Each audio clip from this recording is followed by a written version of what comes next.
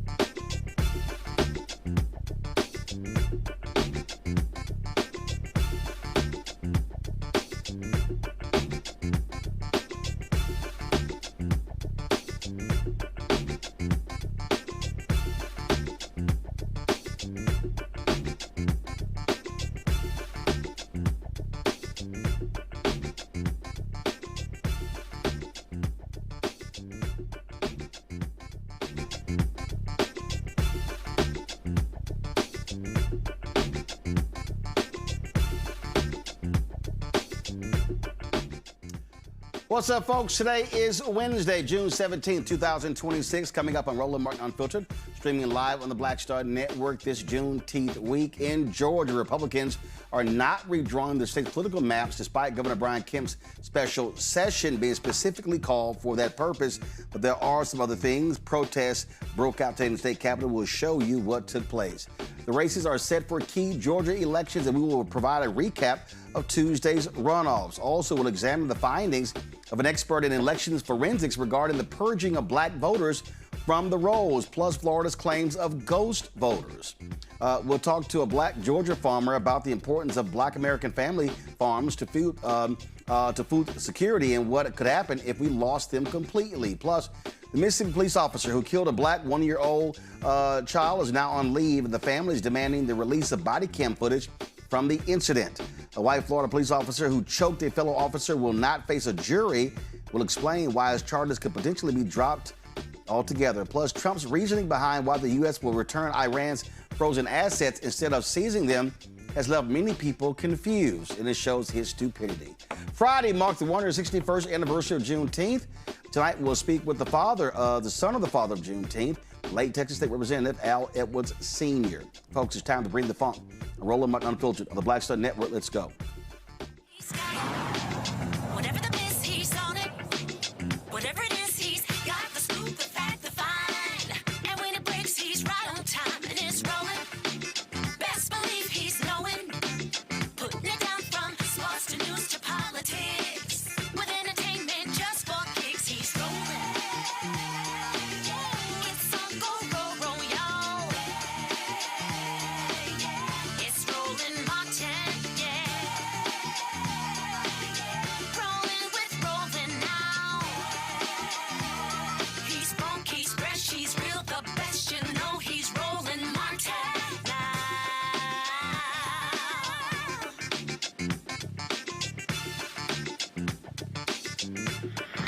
Martin.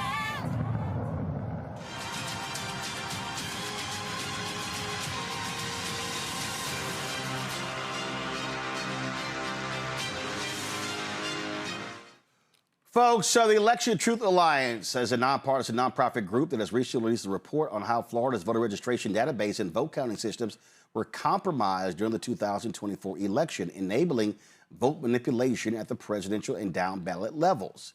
Also, we're talking about how Black folks have been purged from voting rolls, and this has been a very targeted effort by Republicans. Nathan Taylor, this is the executive director of the Alliance. He joins us right now. All right, Nathan, glad to have you here. So lay it out. How are you breaking down the Florida systems were compromised? Absolutely.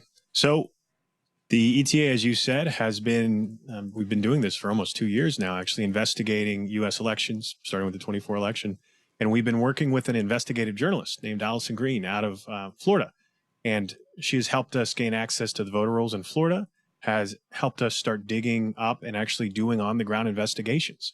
And as you mentioned, the concerns we are finding is that when looking at the voter registration for Florida and even some other states as well, we have started to find problems that could be created by could be a cause of purging voters. And we've also started to flag some concerns with the voting behavior. I think last time you had us on, we were talking about some other swing states we were investigating as well, such as Pennsylvania and North Carolina. So I'll lay it out real quick for you. The main concerns we've come up with now, as we've worked with Allison Green and we've been investigating, one of the counties is St. Lucie County, by the way. I've actually been on site in St. Lucie and been investigating, and we have plans to go back because we are building litigation in Florida for these problems we're finding, problems that we are concerned are tied to the voting systems and the voter registration database that we're still using right now and we will be using in the next major election. Some of the things we've started finding. First and foremost, most people may not be aware, but in 2016 in Florida, I think 2 counties actually detected malware on their voter registration databases. One of those counties was St. Lucie, and that has been the focus of our investigations for the 24 election and up to date. Hold tight one second. Was the malware detected before the election or after the election? For 2016, it was detected after. There was an investigation. This malware was ultimately blamed on being a Russian-designed malware in the voter registration database for 2 counties at least. There was no evidence at the time, or the investigation said that they did not find it was used, but it was designed based on their statements. This was briefed to the White House. I believe the Department of Homeland Security and the CIA actually briefed this to the then president after the 2016 election. And this malware was designed to, and I quote, allow the targeting and purging of voters based on key demographics, such as being minority voters, and could purge up to, say, 10% of the active registered voters in a county. So that's important because we are now flagging, as we've been investigating the 24 election in St. Lucie County and Florida and other places, we are seeing evidence that suggests that exists then. It may, or something like it, could be in effect in the 24 election and recently, because we are finding evidence of purged voters. In St. Lucie County, for example, Allison Green got the voter registration database from before the 24 election, the presidential, and then right after, and around 25,000 active registered voters were purged from the rolls with no documentation from the county, and that's about 10% of the active registered voters in that county. By the way, St. Lucie County being I believe like the 11th most populated county for Black residents. I think Fort Pierce was really one of the areas in St. Lucie we were focusing on and finding these problems. So, any other questions before I get into the actual on the ground pieces that I think are important? Okay, just go right ahead. Walk us through that. All right. Yeah. So, as I said, Allison helped us get the rolls, and also we have done an analysis flagging abnormal voting behavior in Florida, in St. Lucie County, just like in the swing states. By the way, all of these places, Pennsylvania, North Carolina, and Florida, they're all using the one major voting system brand, ES&S, which we now have disclosed vulnerabilities to their source code for their software. And we've done some on-the-ground investigations to highlight, is there a problem with the registration database? Not only the purging, but we've now started to flag concerns with what, as you mentioned, would be, we're coining as ghost voters, voters that are not real or not active, and they are potentially having votes cast for them. And so I do have some examples of this as we've been investigating. And as I said, we're building litigation because we want to get to the bottom of how is this going on? How is this not being discovered by the counties in the state? Some of the things we've been finding, for example, in St. Lucie County, they have, let me see here, in St. Lucie County specifically, over half of their precincts had more votes cast than active registered voters in the 24 election. So 35 of their 61 precincts had more votes cast than active registered voters. As I said, some of those precincts we've been flagging are around the Fort Pierce area, which is where a majority of Black voters and Black residents are in that county. We also flagged some other issues with when doing these records requests. the chain of custody of the ballots has kind of come up is we're missing some of those sequential batches of ballots that the county, hasn't provided us information on. We did some door knocking because that was the next step in our process. As we said, if there's a problem with the systems that are both counting the votes here, but also the systems that keep registered voters, and someone is, doing something behind the scenes, well, let's start going to some of these areas where these voters are and let's talk to them. Let's see if what's happening, digitally is matching what's happening on the ground. And I'm sad to say, like, we went to multiple locations. We went to a UPS store that had multiple active registered voters that don't live there. We went to a boat marina where we were finding the same thing, where there were a bunch of potentially ghost voters on the rolls and showing up as active and engaged in the elections, in the presidential election, but don't actually exist. Allison has now started to put out more of her work. She has a Substack. We have a Substack as well. And her campaign is It's Up to Us. And she's putting on her Substack further evidence of ridiculous amounts of voters in these voter rolls that have first names like ATM or have last names like none or live on a residential address streets with no houses in them. And kind of the final piece of this, we actually went to a address that was under construction during the 24 election. A couple was showing as having purchased that house and moved in after the election.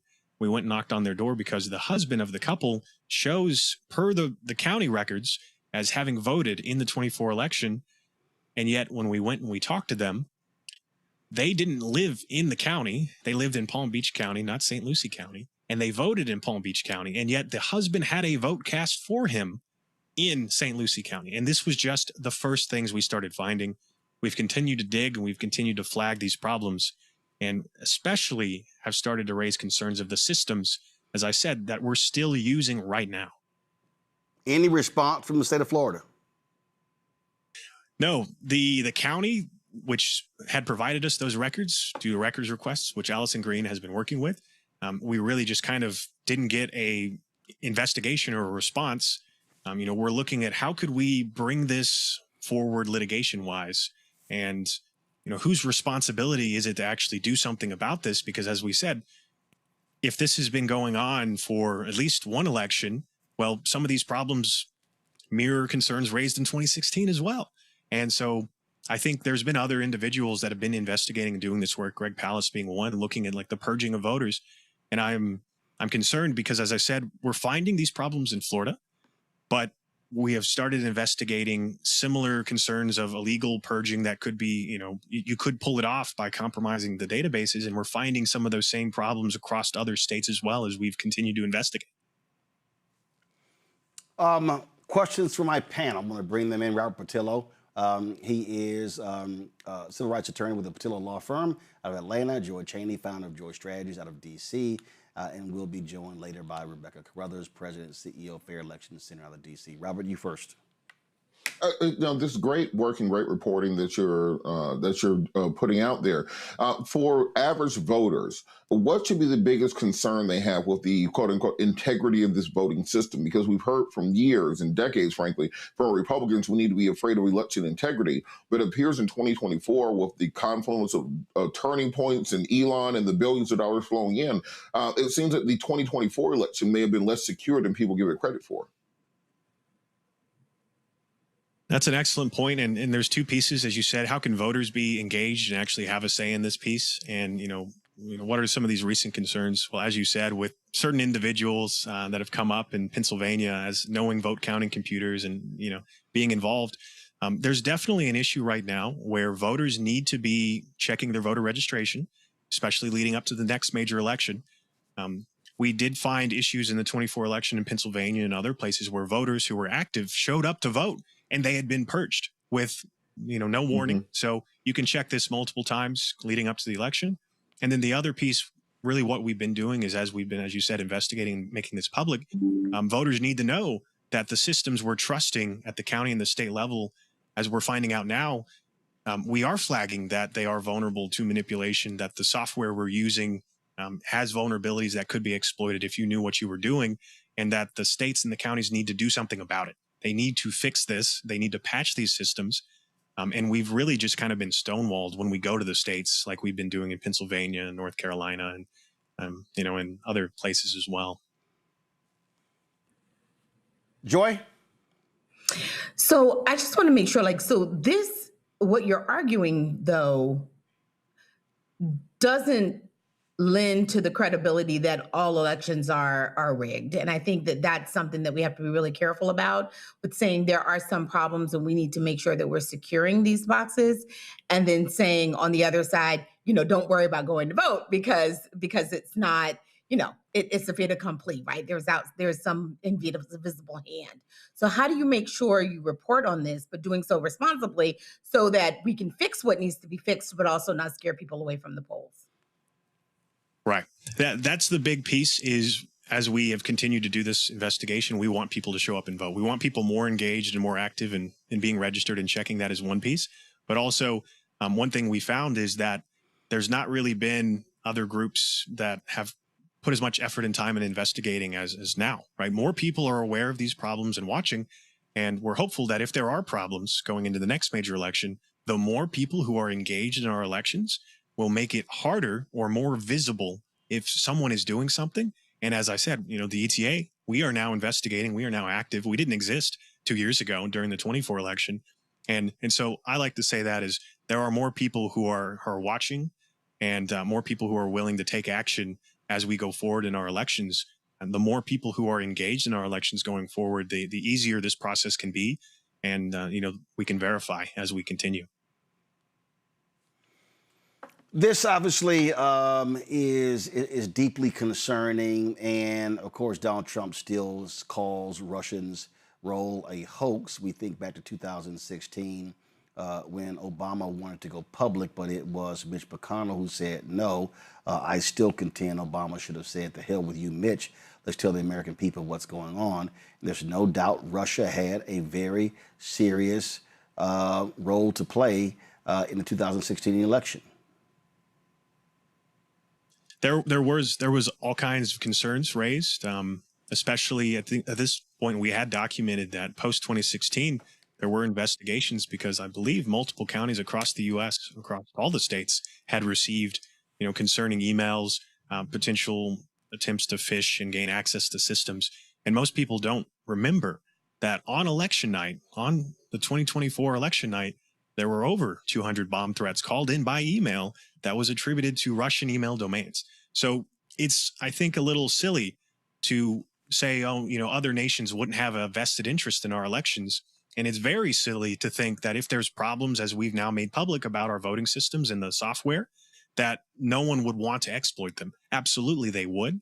It's just a question of how can we make sure they can't as we go forward, and how can we catch it, detect it, and stop it. All right, then. Nathan Taylor, we certainly appreciate you joining us. Thanks a lot. Thank you so much for having me. All right, folks, got to go to a break. We'll be right back. Roland Martin Unfiltered right here on the Black Star Network. Tell you about Chapter. Now, if you're on Medicare or about to be, the system is not set up to work for you. Too much fine print, too many plans, and too many people making money off of your confusion. And look, we're used to this. We're no strangers to systems that don't have our best interests at heart. But we don't have to accept it when it comes to Medicare. That's why I'm telling you about Chapter. Their advisors are independent and honest. In fact, they're the only Medicare advisors that compare every plan nationwide. And they're focused on one thing: what works for you. If there's a better plan out there, they'll find it. If you're already in the right one, they'll tell you that too. There are no games. Just last year, people who switched with Chapter saved an average of $1,100. It's 20 minutes and a real person. It's completely free. My parents actually have already called. My mom sent me a text. Folks, give Chapter a call at 724-264-8281, 724-264-8281, and connect with someone you can trust. Folks, these are the kind of services that we need for our audience here at Roland Martin Unfiltered and the Black Star Network. So call Chapter right now, 724-264-8281. I'm Russell L. Honoré, Lieutenant General, United States Army, retired, and you're watching Roland Martin Unfiltered.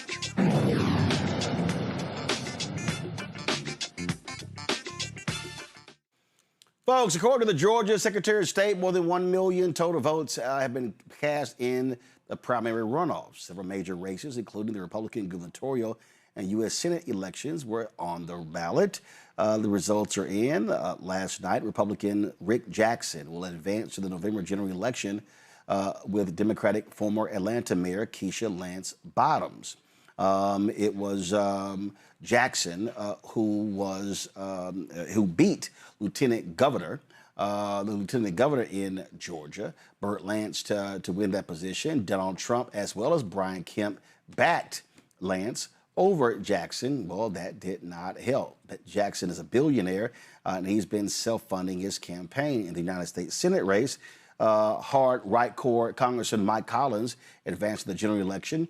He is going to face Democratic Senator John Ossoff. He beat out David Dooley, who was endorsed by, first of all, Collins was endorsed by Trump. Dooley was endorsed by Kemp, and so that's what happened there. On the Democratic side, in the Secretary of State's race, Judge Penny Brown Reynolds will face Tim Fleming for the office of Secretary of State. Fleming beat one of the most despicable individuals ever on the Republican side, Vernon Jones. Vernon Jones, of course, former county executive, county CEO. Vernon Jones, he was a Democrat, flipped to the Republican side. He spent years kissing tons, and I mean tons, of MAGA ass. He's run for numerous positions. He ran for a state seat. That did not work. He ran for, again, Secretary of State. And this is Vernon right here. And so, Vernon, how did you enjoy that ass kicking you got? See, Vernon loves to talk trash on social media, loves to denigrate African Americans, don't agree with him. And he's kissed more Donald Trump ass than Melania Trump or Lindsey Graham. Well, he's taken another L, virtue of Republicans in Georgia. Ain't that something? So sad to see Vernon lose. Psych. Amanda Hollowell and Jim Kingston will go head-to-head in Georgia's 1st Congressional District, while Sarita Smith will face Rick Allen in Georgia's 12th Congressional District. So you got those races. Then, of course, Fulton County is going to have a new chair. That's right, Mo Ivory, a commissioner. She beat out the incumbent in that race. Let's talk about it. Robert, I'll start with you. Feel so sad for poor little Vernon. You know, Vernon, this is what I'm trying to figure out with all the black MAGAs out there who may be listening. Donald Trump endorsed in the gubernatorial Republican primary. He endorsed in the Senate Republican primary. Why didn't he endorse Vernon Jones? Vernon Jones has debased himself. He has embarrassed himself. He has become obsequious to a sycophantic extent when it comes to this Trump era. But Donald Trump, when it comes time to return the favor, to actually stand up and say he supports you, he never shows up for black folks who put their necks on the line for Donald Trump.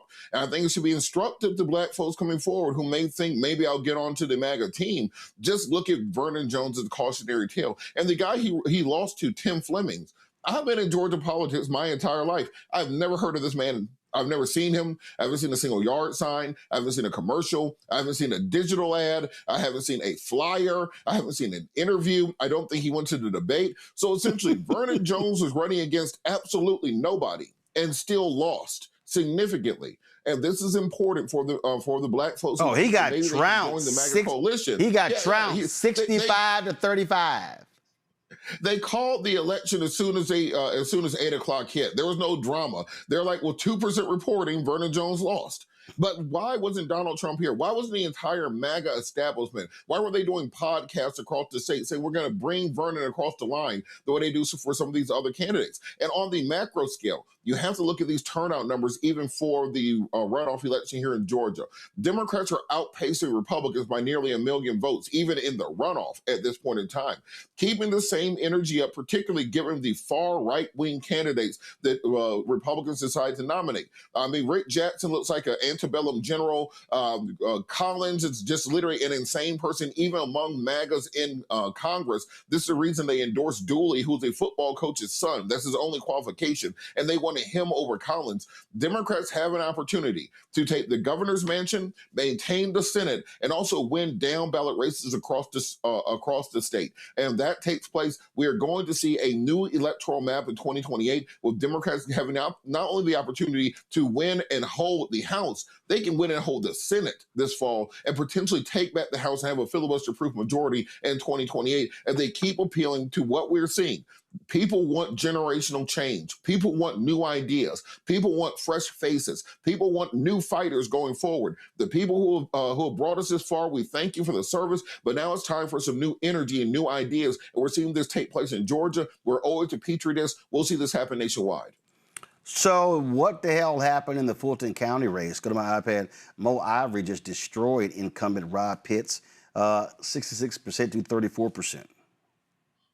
Well, me and Mo Ivory used to do radio together on WAOK in Atlanta. She's a well-known individual in both media and in politics in Atlanta. She's been everywhere. She's worked the communities. And like I said, Rob Pitts has been venerable. He has guided Fulton County from essentially being, a small city to being one of the metropolitan capitals of the world. You cannot underestimate or discount the work that Rob Pitts has done over the course of the last 40 years. But as I said, people are interested in generational change. They want demographic change. They want new ideas. They want new voices, new faces. And there's nothing wrong with that. We saw this happen with the Republican Party about a decade ago when that John McCain, Bob Dole, Mitt Romney version of the Republican Party went away, and we got the version that we see now. And I think we're seeing this sea change take place where, simply put, people are tired of what has been and they want change. This is a hope and change election in 2026. And I think we're going to see something very similar in 2028.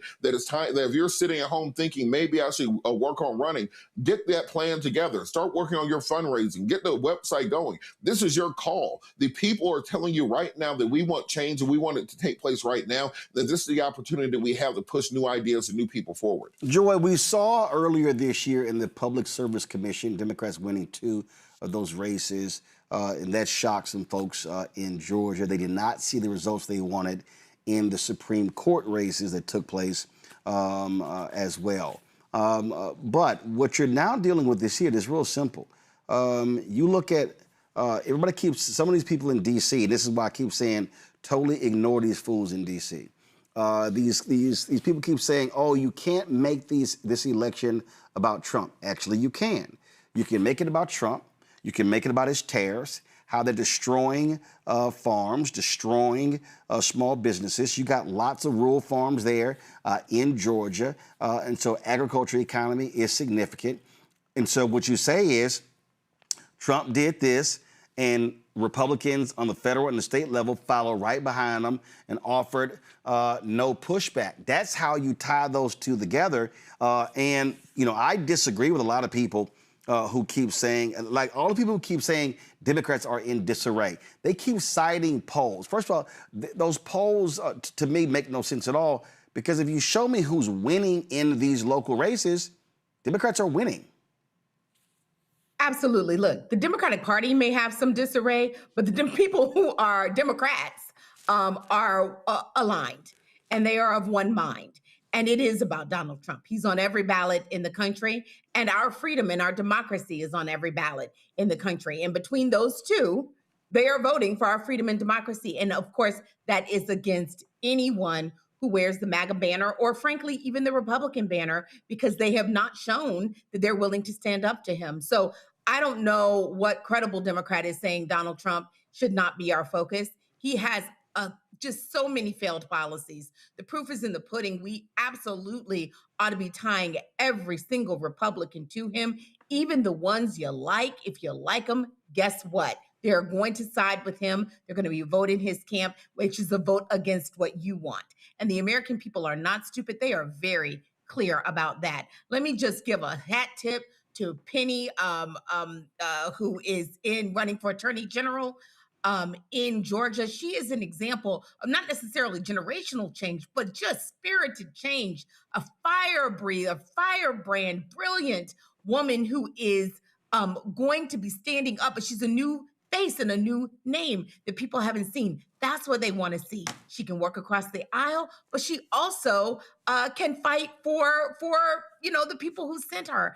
Those are the types of people that they want to see running for them. It's not so much that they're Democrats, is that they are going to fight for the American people. And in this case, we're talking about Georgia, the people of Georgia. That's what they're responding to. So yeah, Democratic Party, don't worry about them.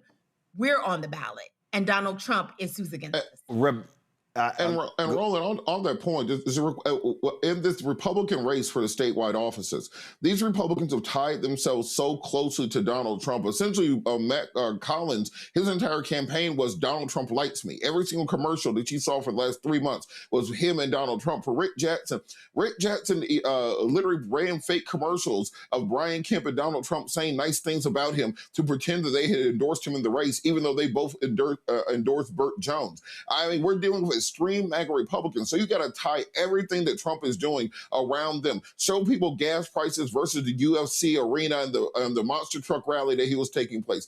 Show people what's going on with healthcare versus him resurfacing the pool at the White House. You have to hammer home that these millionaires and billionaires are only running for one particular reason, and that's to line their pockets. Elon Musk invested $250 million so he could become a trillionaire. What do you think the rest of these billionaires are doing? And you have to hang that around their neck on a state and local level in order to start taking the country back. Rebecca, did not take Senator John Ossoff long to hit Representative Mike Collins.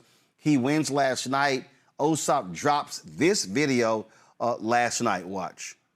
This is Mike. I'm a conservative, pro-life, pro-gun, pro-Trump, God-fearing, truck-driving outsider. Well, sorta. Let's see what's actually under the hood. Pro-Trump, America First trucker. Mike prides himself on his down-home, everyman bootstrap roots. I'm just a good old boy that's made a living in the trucking business. An outsider. Truth is, Mike took over his dad's trucking company and followed in his footsteps straight to Congress. His rich daddy, a former congressman and career politician himself, handed Mike the keys to a company with dozens of employees, making multimillionaire Mike richer, while real truckers did the actual work. Maybe that's why Trump likes him so much. Mike Collins, Mike Collins, Mike Collins. And it might be why in Congress, he's looked out for the richest 1% and big corporations instead of ordinary hardworking Georgians. Well, hello, New York! Like when he voted to double health insurance premiums for more than 1 million Georgians in order to give the wealthiest Americans and corporations another tax break. Or when he voted against releasing the Epstein files, covering for Trump and other powerful men. He even admitted Trump was in the files. Yeah, I'm sure he's in there. And it doesn't stop there. Mike's put his chief of staff, Brandon Phillips' girlfriend, on payroll for apparently no work and routed hundreds of thousands of your taxpayer dollars into Brandon's pocket. So what has Mike done for Georgian families and workers? People like you and me? A whole lot of nothing. From the grocery store to the gas pump, Mike has made life more expensive for all of us. He supported and voted to protect Trump's tariffs, fueling record inflation while cutting taxes for the ultra-rich. My fellow Americans, this is Liberation Day. You see, Mike's not a working trucker. He's a man who wrote his daddy's name from business to Congress. A politician who voted to hike our health care costs and defund rural hospitals so he could take care of billionaires and himself. A lackey who's in lockstep with all of Trump's chaos. So the next time your grocery bill climbs, you pay more to fuel your car, or your kid's school loses funding, you can thank Mike. Thanks, Mike. Great job you're doing. Well, that's the way you do it, Rebecca. So wait, let me get this straight, Roland. So when he campaigns, he grows out his hair and he has like a shag mullet. Is that what's happening? Because each time you showed him at a campaign rally, I saw him in the back. I'm out here working hard, driving trucks. I'm just I forget the fact that my daddy handed me the business, and forget the fact that I ain't driven the damn truck other folk do it. But I'm just out here hard. I'm surprised he didn't go put some dirt on his hands and some grease. So, like, you know, even in the Midwest, especially when we would have the presidential candidates show up, and then all of a sudden you'll see all these ads or you'll see these direct mailers, and they're standing in the middle of a cornfield, just looking off in the distance like they're contemplating life. And what's crazy is no one just stands in the middle of a cornfield. That's not what happens in Nebraska. That's not what happens in Iowa. And so this is what's going on right now. People are hurt. We know inflation is high. We know unemployment is high, especially in Black communities. At a gut level, people know when they're being lied to. And one of the things that we routinely see is that there's a lot of things that's coming out this administration, especially around voting rights, to make it tougher for people to have their voices heard. And so what's interesting, you looking at this type of, that's like a contrast ad, where it's literally, well, no, it's not a contrast ad, it's a defining ad. And so when you run a campaign, part of the strategy is to define your opponent before your opponent has the opportunity to define themselves. And so just showing that he's more of a Wall Street guy than an actual Georgia guy, you know what, this might be very well effective because people know that they're hurting. They want answers. They want to hear from candidates that are actually being responsive with solutions. And, you know, we even see that with all of the movement that's happening in Georgia right now. We're even seeing that some of the Republican lawmakers in Georgia wanted to do some massive redistricting, eliminating many Black seats in Georgia. And then because of the public outcry, we're seeing that they're no longer going to do that for 2028. They were actually poised right now to do some heavy redistricting. And so, look, we need as many people as possible to pay attention, get active, hold your electeds accountable, because you can actually move things. You can actually make changes now, not just in November. We need people to show up in November, but right now you can start making change in your community. But that's a very effective ad. Turnout is going to be critically important, Robert. Ossoff announced that he and Lance Bottoms are going to be both running together, fully embracing her.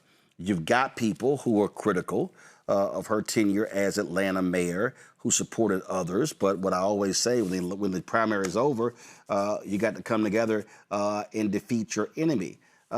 Give us a sense of what do you think? Is it doable? Is it doable for Democrats to hold that Senate seat? Warnock, of course, beat back that idiot Herschel Walker in 2022. How do you see this election, and what are these campaigns going to do in order to drive that Black vote in Georgia? Well, I think it's important that what we're seeing with Ossoff and Bottoms is similar to what we saw with Ossoff and Warnock in the 2020 campaign. That you have demographic issues where they can interchange. You have white voters who are often very socially and economic conservative, even if they are on the Democratic side of the aisle. For years, there was this joke in Georgia: you had the Democratic Party and then the Black Party, and occasionally they will vote on similar issues. So Ossoff gives Bottoms a way in to speak to some of those audiences. She's very known within 285, but has to work on her name recognition, her campaigning outside of the city. Very often, Atlanta candidates carry a very Atlanta of spirit with them when they travel to the rest of the state. I'm hoping Ossoff can help to open some of those doors for Bottoms and introduce her to some of those communities. At the same time, for Ossoff, look, you're going to have the population centers where African Americans are at turn out in 2020, 2012 numbers in order for to push him across the finish line. You're going to need Georgia, you're going to need Atlanta, Macon, Savannah, Columbus, Albany, Fort Valley, Augusta, Athens. You need them turning out in massive numbers. And Keisha Lance Bottoms has rock star energy in many of these locations. She's able to draw crowds. She has a magnetic personality. She has a great smile. She has wonderful policies. She has the resume that is needed that appeals to those audiences. So when you're bringing John Ossoff along with you, you're ginning up enthusiasm around him and introducing him to communities where maybe they would not have looked so deeply into the campaign. This is going to be a base versus base election. Who can turn out their base?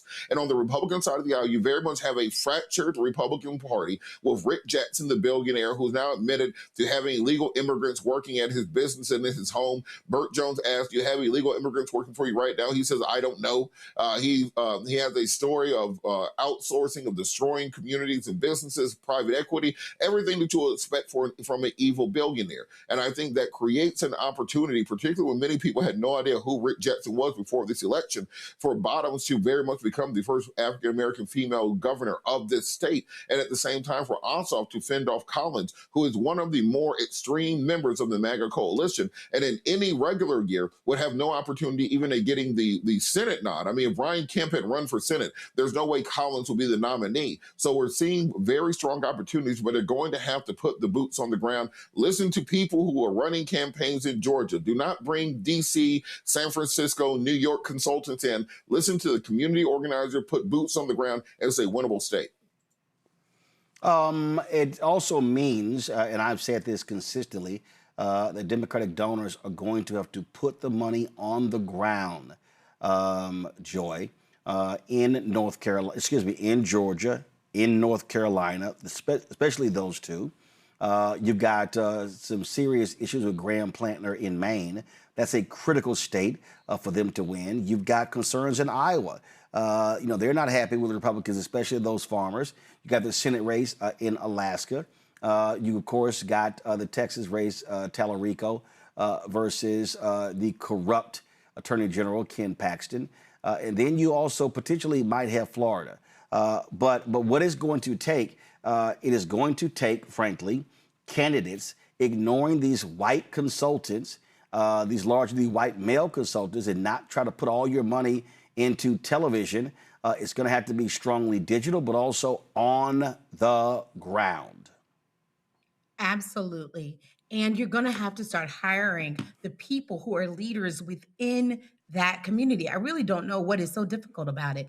They have to know that their neighbors, their friends, the people that they already see in their communities are activated for these candidates. You also are going to have to invest in some of those down ticket candidates. I don't know as much about North Carolina, but I will tell you, in Georgia, there are so many amazing Black women candidates who are going to drive people out to the polls. There are amazing people running who are not some of the big names that, white donors might be, or wealthy donors, whatever their race might be investing in, but who have strong constituencies that people want to see in their roles. And so those people are also going to help. So when they go out, they may be unsure about John Ossoff. They may be unsure about Keisha Lance Bottoms. That may be crazy, but they might be. But they're going to be there anyway for some of those down ticket people that they care about.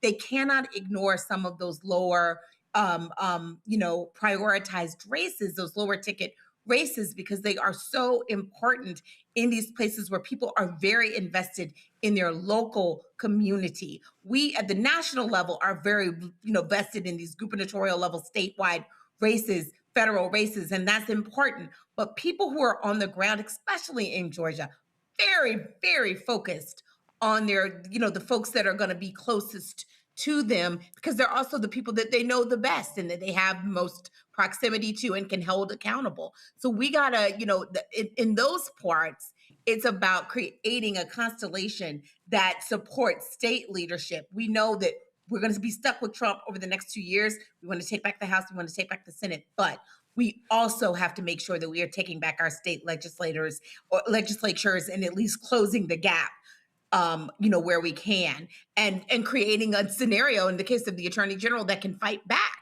That is what, people get that. People are very smart. So I think the Democratic Party, I hope, or the D-TRIP, the DSCC, they will do exactly what you're saying. Focus on people on the ground. Focus on people who can turn out their neighbors, not hearing white people, white consultants tell you, or even Black consultants, but who are in DC and not connected with the community, tell you what should be happening on the ground. Let them tell us. Rebecca. Yeah, and to Joy's point, talking more about North Carolina, there's certain issues that are happening in North Carolina that local people are talking about. They're talking about rising energy costs under Duke Energy. They're talking about data centers and whether or not data centers should actually be in Black communities. And they're also talking about voting rights. People have to understand that when the governor's seat, the lieutenant governor's seat, when the Secretary of State seat became Democratic, we saw that the supermajority in the state legislature decided that they were going to put the state board of elections and all the county board of elections under the state auditors. under the auspices of the state auditor's office. Tell me how that makes sense, that it wouldn't be under the governor or it wouldn't be under the Secretary of State's office, but those seats are currently being held by Democrats versus the auditor is being held by a Republican.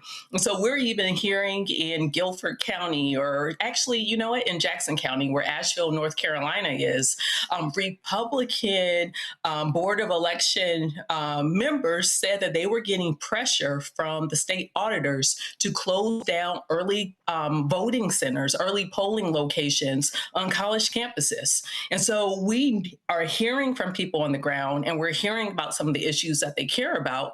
And so for any candidate, for anyone, you have to listen to what people, like what Joy said, you have to listen to what people on the ground are talking about, what they're saying. And in North Carolina, they're concerned about their rights.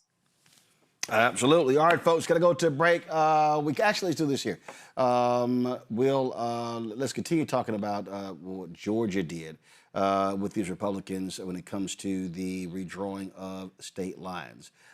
Now, Robert, the thing here is that protests were taking place today. There were folks who were in the state capitol. Y'all rolled that video. And what you see, there was even one point where folks were, as Republicans were talking at the microphone, they were chanting Black Voters Matter. Roll this, turn the audio up.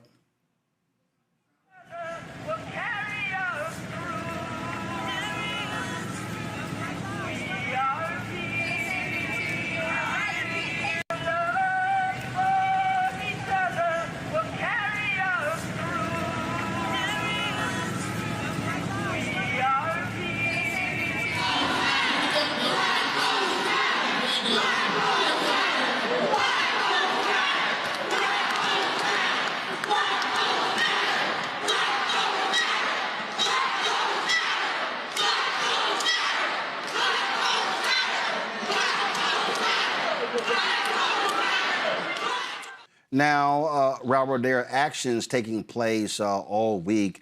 Of course, that was today. There's going to be a Juneteenth parade at the King Center at 10 a.m. on Saturday. On Monday, People Over Maps Day at Central Presbyterian Church in Atlanta as well. That's going to be 10 a.m. to 4 p.m. All of this is coming out, of course, all roads lead to the South when we were there in Montgomery last month. And bottom line is this here. This is the type of pressure that, one important, raises attention. You're able to collect data, and it's about turning people out in November. Now, the Republican Speaker of the House, they still are trying to work through something. So it's not guaranteed that they will hold off on redrawing maps, because what they were talking about doing is targeting 2 Black districts and up to 25 state seats. And Ron, I think that the important point that you're making is the idea of bringing attention to this. Look, right now in Atlanta, the World Cup is going on. You have festivals. It's the summertime. People are not paying attention to politics right now. And that's why it's crucial for us, the people who do know, as my professor Johnny Wilson would say, the ability to translate the original language to the ordinary language is the idea of you being out in these streets, making sure people know what is going on. What these Republicans are attempting to do is that under the cover of darkness, while people are not paying attention to the political process, changing the way that we vote fundamentally, essentially rigging the rules of the game to make it easier for them to win. If they could win normally, they would just put out policies and people would flock to them in order to be able to support them. They should be putting up barricades to stop people from wanting to come to support their policies if they had good policies. But no, instead, they're doing everything possible to, instead of having the people choose their choose their representatives, they want the representatives to choose their voters. So right now, we need everyone. This is all hands on deck. If you're on social media, you need to be posting about this. If you're on television, you need to be talking about this. If you're on radio, you need to be speaking about this. If you're on the internet, you need to be writing about this. And I have a challenge for our people who are content creators, etc. I want the same attention that we pay the celebrity gossip and the social media challenges to be paid to issues such as voting rights, because those are the things that really matter going forward. All the artists who decided to perform at Mar-a-Lago in the last couple of years, I feel like you have an extra responsibility to be talking about these issues of voting, not just in Georgia and in Atlanta, but nationwide. The responsibility is ours to protect the advances that happen happened 50 years ago that allowed us to be who we are today. We are the first generation poised to drop the baton and allow our people to be pushed backwards. We can't allow that to happen. And that comes from doing things such as what we saw today and what we're seeing throughout this weekend, raising awareness and pushing back against what these people are attempting to do in the dead of night, which is to remove the rights and the hard-fought victories we have won over the course of the last 150 years. Listen, Rebecca, we made perfectly clear to people when the Calais decision came down, this was not going to be just Congress, that it was going to be state seats, county seats, city council, Supreme Court seats. And so that's how significant that ruling was. And the only way to fight back is with that ballot.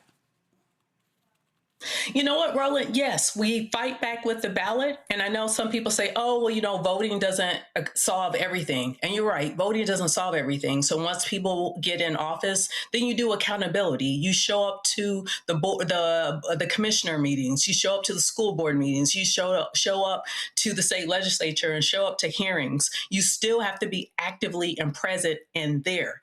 The reason why we emphasize voting rights is because one of the hallmarks of being a citizen, a full citizen in this country, is your ability to vote for representation in this country. That's why we focus on voting rights here, because if we see erosion of voting rights in Black communities, what you're seeing is an erosion of full citizenship in communities. So I need people to really understand that.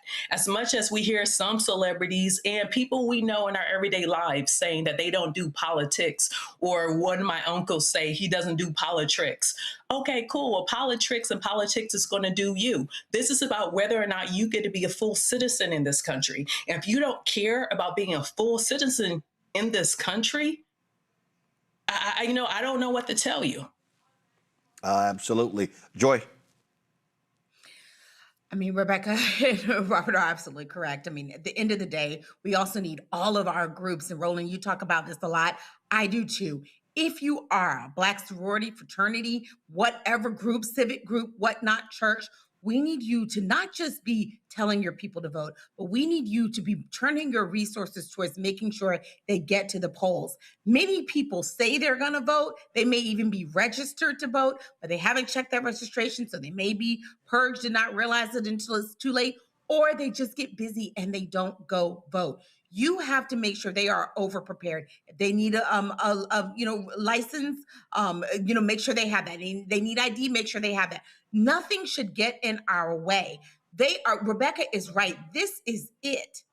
This is it. We will have another 2 years, if not more, of this foolishness if we do not stand up to this authoritarian leader in the White House, this person who is only for poor, wealthy white men and not for anyone else, creating more trillionaires, but shrinking the middle class and making people more impoverished than they were before. This is it. So if you're angry, if you've been tweeting, if you've been laughing, if you've been frustrated, it doesn't matter what you've done thus far. It only matters what you do in late October, if you're doing early voting in November. That's it.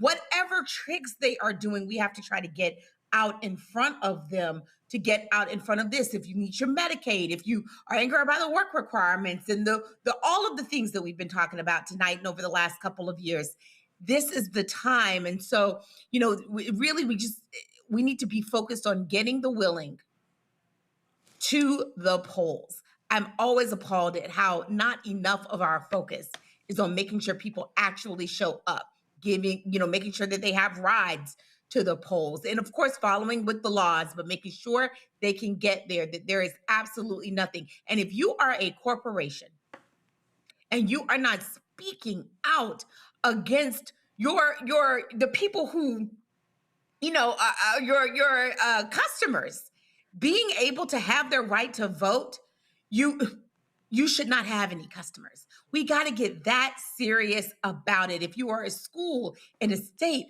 that's disenfranchising people, you should not be getting any of our ticket sales, any of our purchases of your materials, and you certainly shouldn't be getting any sports stars. They can go elsewhere. We have got to get so serious about it. We've got to at least be as serious as they are about disenfranchising us. Absolutely. All right, folks, going to a break. We come back. Obama Presidential Center opens tomorrow. We'll tell you which presidents will be there and who will not. Smelly diaper man won't be there. Lots more to talk about. Don't forget to support the Roland Martin Unfiltered Black Star Network by contributing to our Bring the Funk fan club. The goal is to get 20,000 people contributing on average $50 each a year. That's $4.19 a month, 13 cents a day. It goes to support this show, the 5 other shows on the network.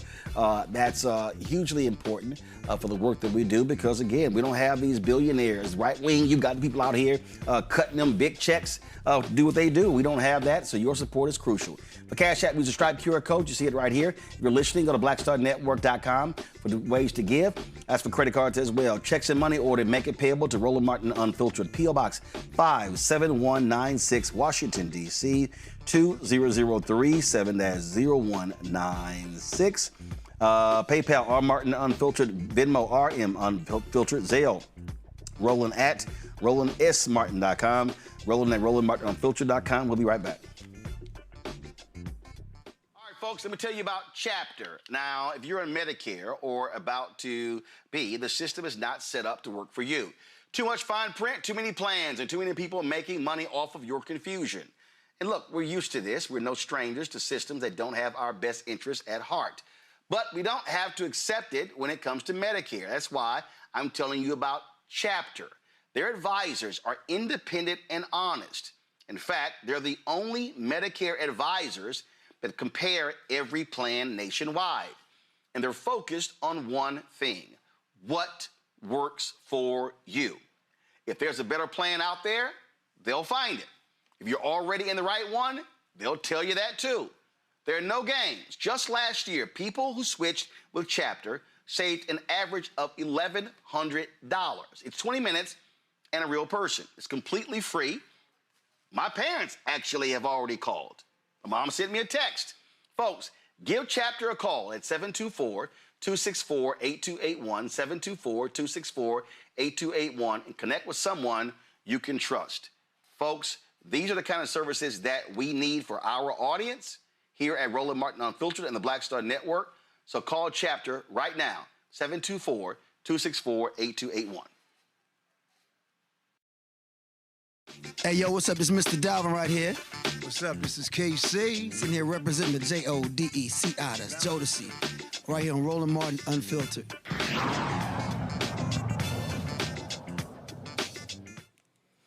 All right, folks. In Georgia, Columbus, Georgia, got their first black mayor in its 158-year history. That's right. Isaiah Hughley was elected as the city's 71st mayor. He defeated city council member Joanne Coggle in last night's runoff election, receiving 51.6%. The victory marks a major milestone for Columbus and a significant political comeback for Hughley. His platform united voters throughout the campaign, focused on addressing poverty, youth violence, and affordable housing. Following the win, he celebrated with supporters and said this here. I need you. The people spoke loud and clearly tonight about the kind of future we want for Columbus, Georgia. And what we want is not what we've been getting.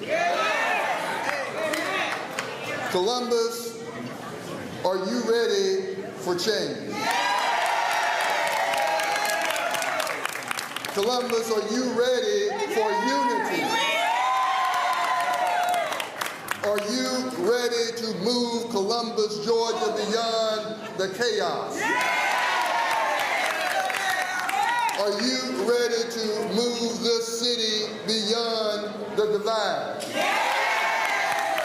Are you ready to move this city beyond the lies, the misinformation, the lack of civility, the lack of dignity and respect for our employees and our citizens? The lack of dignity must cease. Are you ready to support Isaiah Hughley as the next mayor, the 71st mayor of Columbus, Georgia? Folks, this is a political comeback for him. He was fired as Columbus city manager after more than 4 decades in the city government. Man, that tells you a whole lot right there. So congratulations to Isaiah Hughley. All right, folks.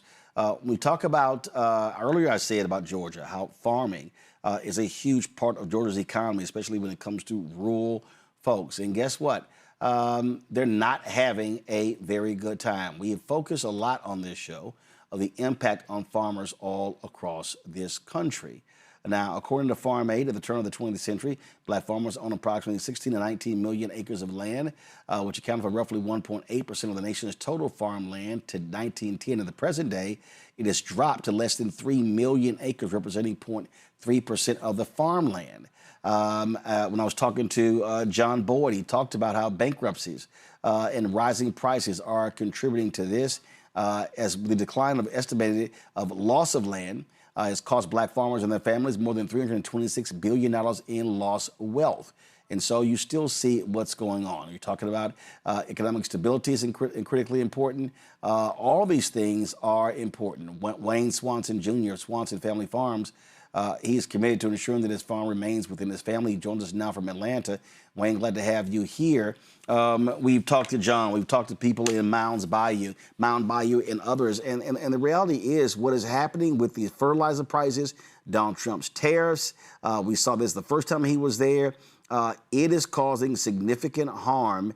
And not only that, then you're also trying to beat back these corporate interests who also want to demolish these family farms. Yes, sir. Thanks for having me, Roland. You're talking about the input crisis that we're going through right now. Most farms and most agricultural enterprises, the cost to operate is far exceeding the profits.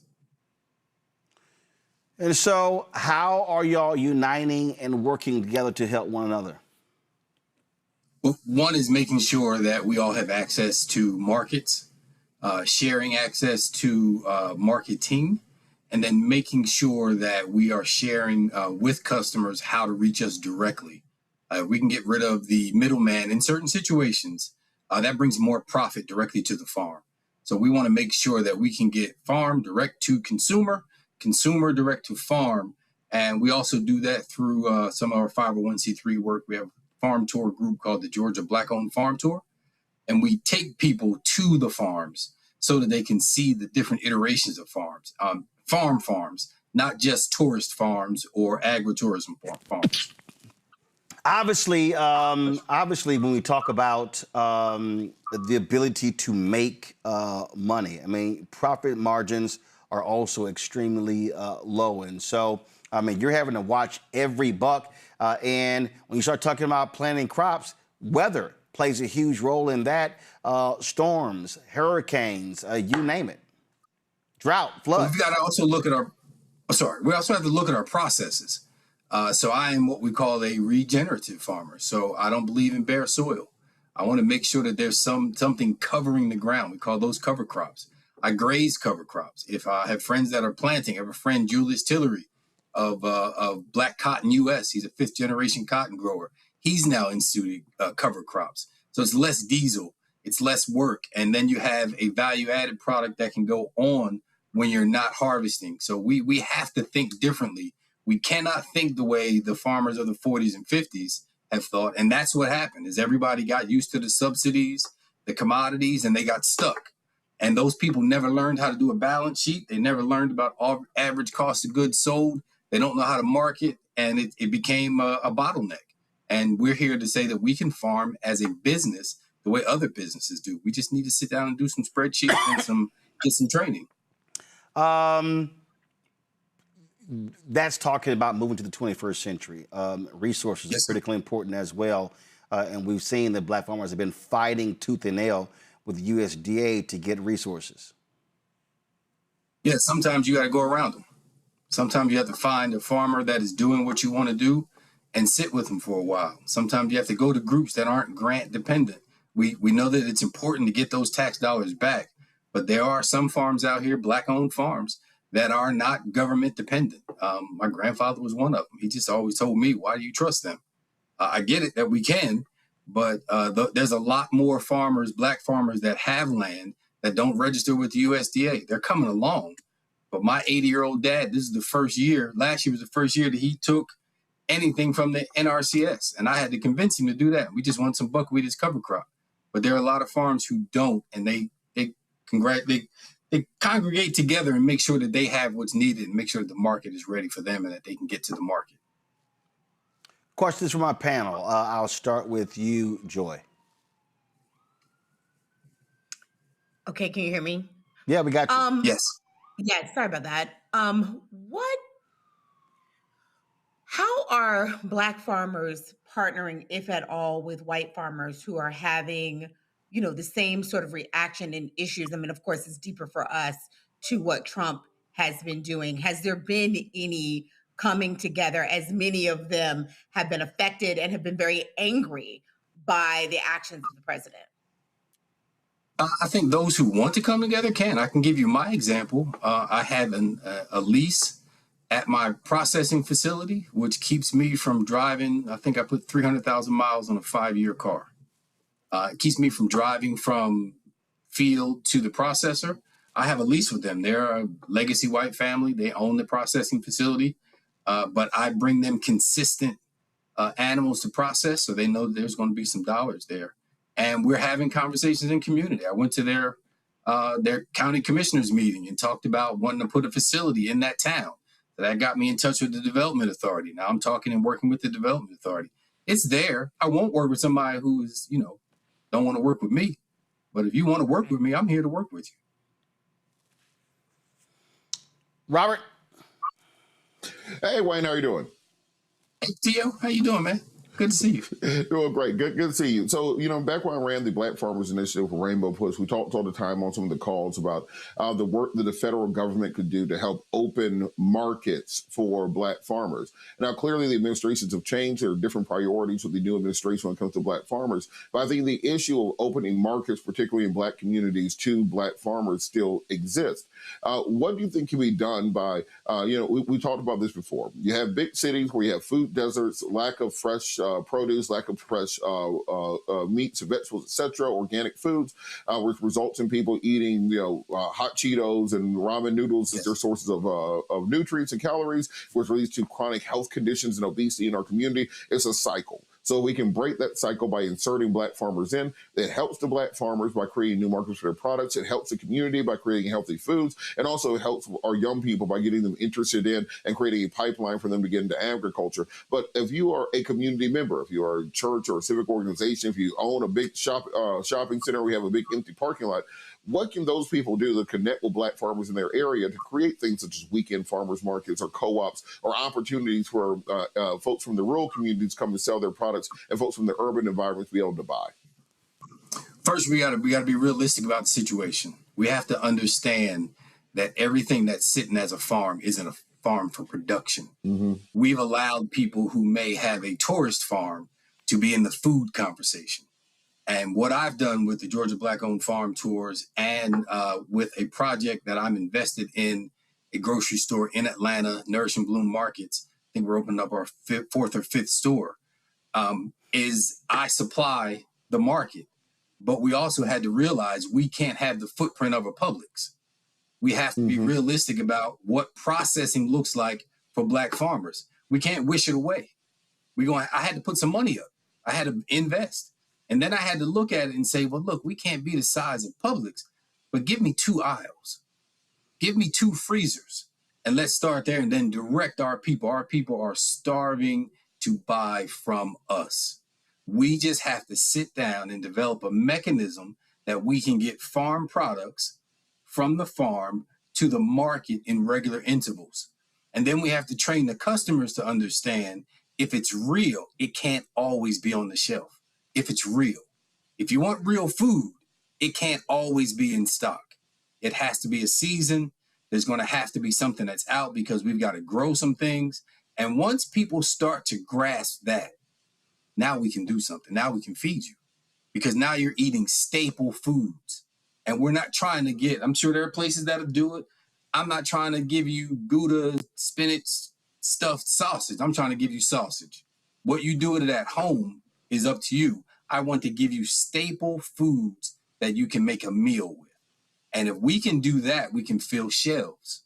And we can get rid of some of the tacos and Cheetos and the hot stuff because we have real food. And with our churches and with other NGOs, we have to implore them to understand that this is not a hot topic. This is food. This is nourishment. Food is medicine. Let us help people become more healthy. The only way we can help people become more healthy is if we allow the people who actually do the work to stand up and have the conversation. And we have a million seminars, but at some point we got to get dirty. At some point we got to figure out these transportation lanes. At some point we have to figure out what I have to do to be certified so that I can, for food safety, that I can get my food onto a shelf. And then I have to go out and find other partners because I don't have enough land or space to feed everybody. So I've got to do a bunch of leases with people. And then as a consultant, I have to train them on what we need to get this product to market. But I also first need to know that you love animals and that you love people. Because if you don't love people, our people specifically, this ain't going to work because you're going to think this is a business and all you're going to do is sell widgets. No, we selling legacy, we're selling medicine, and we're selling history. So that's what I see about it. Rebecca? It almost sounds like you're saying if we had cooking classes and people learn how to cook again, they will understand the need to actually cook using whole foods instead of some of the processed things that you talked about. What do you see as some of the opportunities in the moment for Black farmers? Aggregation. We're not alone. We've been, we don't trust each other. We all need therapy, right? You've been in this system in America. The Confederates did their job on us. But we need therapy. We need to know that we have to trust my brother who may have 100. I got a cousin I just found out got 185 acres in Middle Georgia. Just found out. He didn't want to talk to me because he didn't know what kind of farmer I was. Now we're talking. And it's now the opportunity to say, all right, what do you need? How can I help you? And sometimes you got to pay some bills or pay some taxes. Everybody, it's not all of a kumbaya, it's business. And some people who are in the conversation aren't willing to put any money up. Other people are waiting for a grant. It's here, but are you ready? Do you have a business plan? And again, back to your original point, can we get nutrient-dense food to the people? We don't need to teach them how to cook. We need to get the food to them. They will cook it. The food is the issue, not the cooking of it. How they decide to cook it is totally up to them.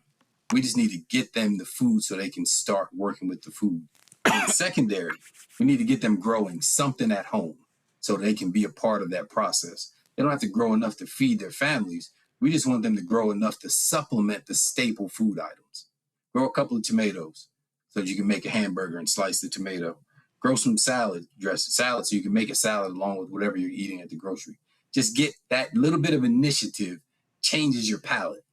Another thing we do at one of the schools that I support, Chattahoochee Hills Charter Schools, we'll shout out headmaster, the principal, Patrick Muhammad, the principal farmer. They're having tastes. So they got the whole campus is edible.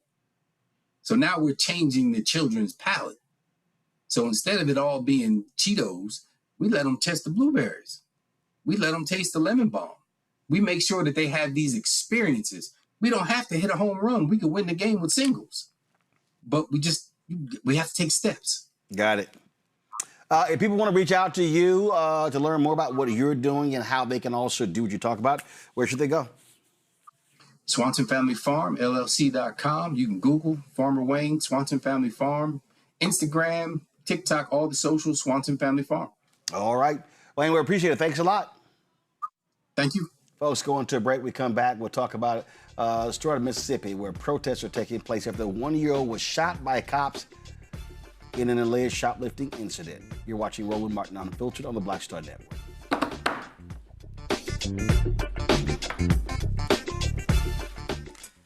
Let me tell you about Chapter. Now, if you're on Medicare or about to be, the system is not set up to work for you. Too much fine print, too many plans, and too many people making money off of your confusion.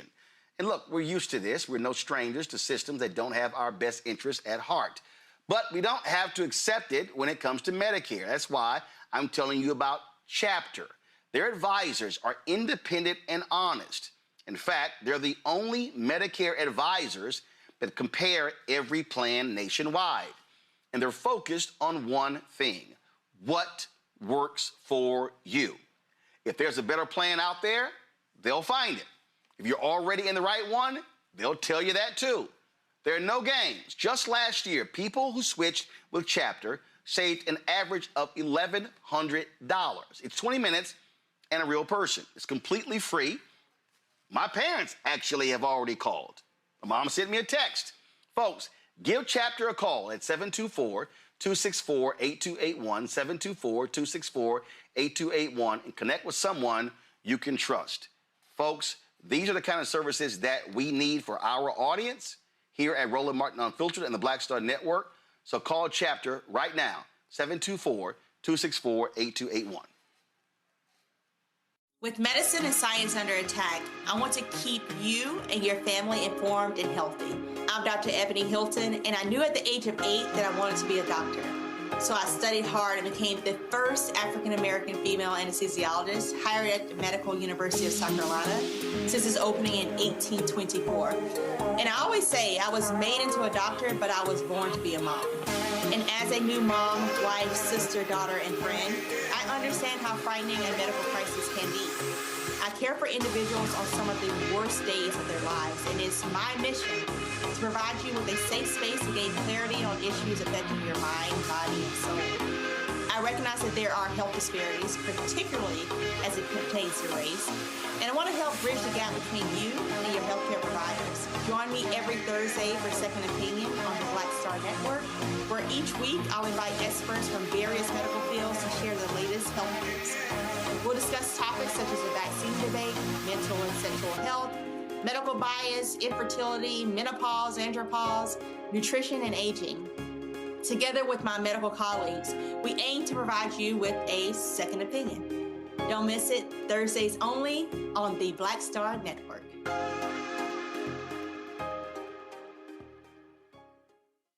Hello, I'm Jamia Pugh. I am from Coatesville, Pennsylvania, just an hour right outside of Philadelphia. My name is Jasmine Pugh. I'm also from Coatesville, Pennsylvania. You are watching Roland Martin Unfiltered. Stay right here.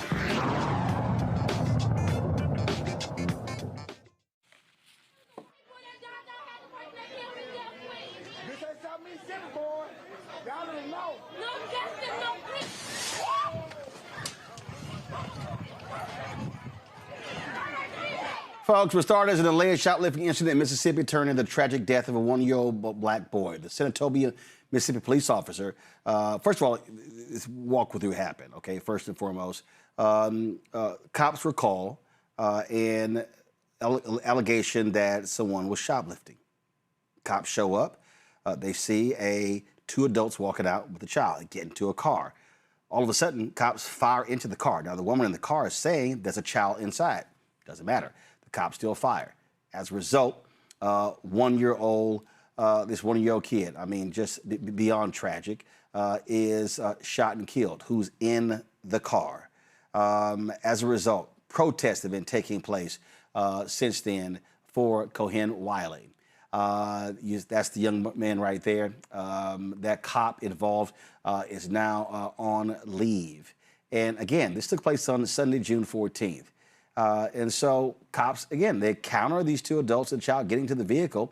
Mississippi Bureau of Investigation said the driver then drove in the direction of the officers, nearly striking one of them. That's when an officer fired his weapon and the vehicle fled the scene. The vehicle later arrived at a local hospital where Wiley was pronounced dead. Another person in the car suffered critical injuries. The mother of Alicia Wiley claimed she showed officers her 1-year-old was in the car just moments before the officer fired shots, killing her. Cohen's family is calling for Wiley's family is calling for the release of the officer's body cam video and the Walmart surveillance video.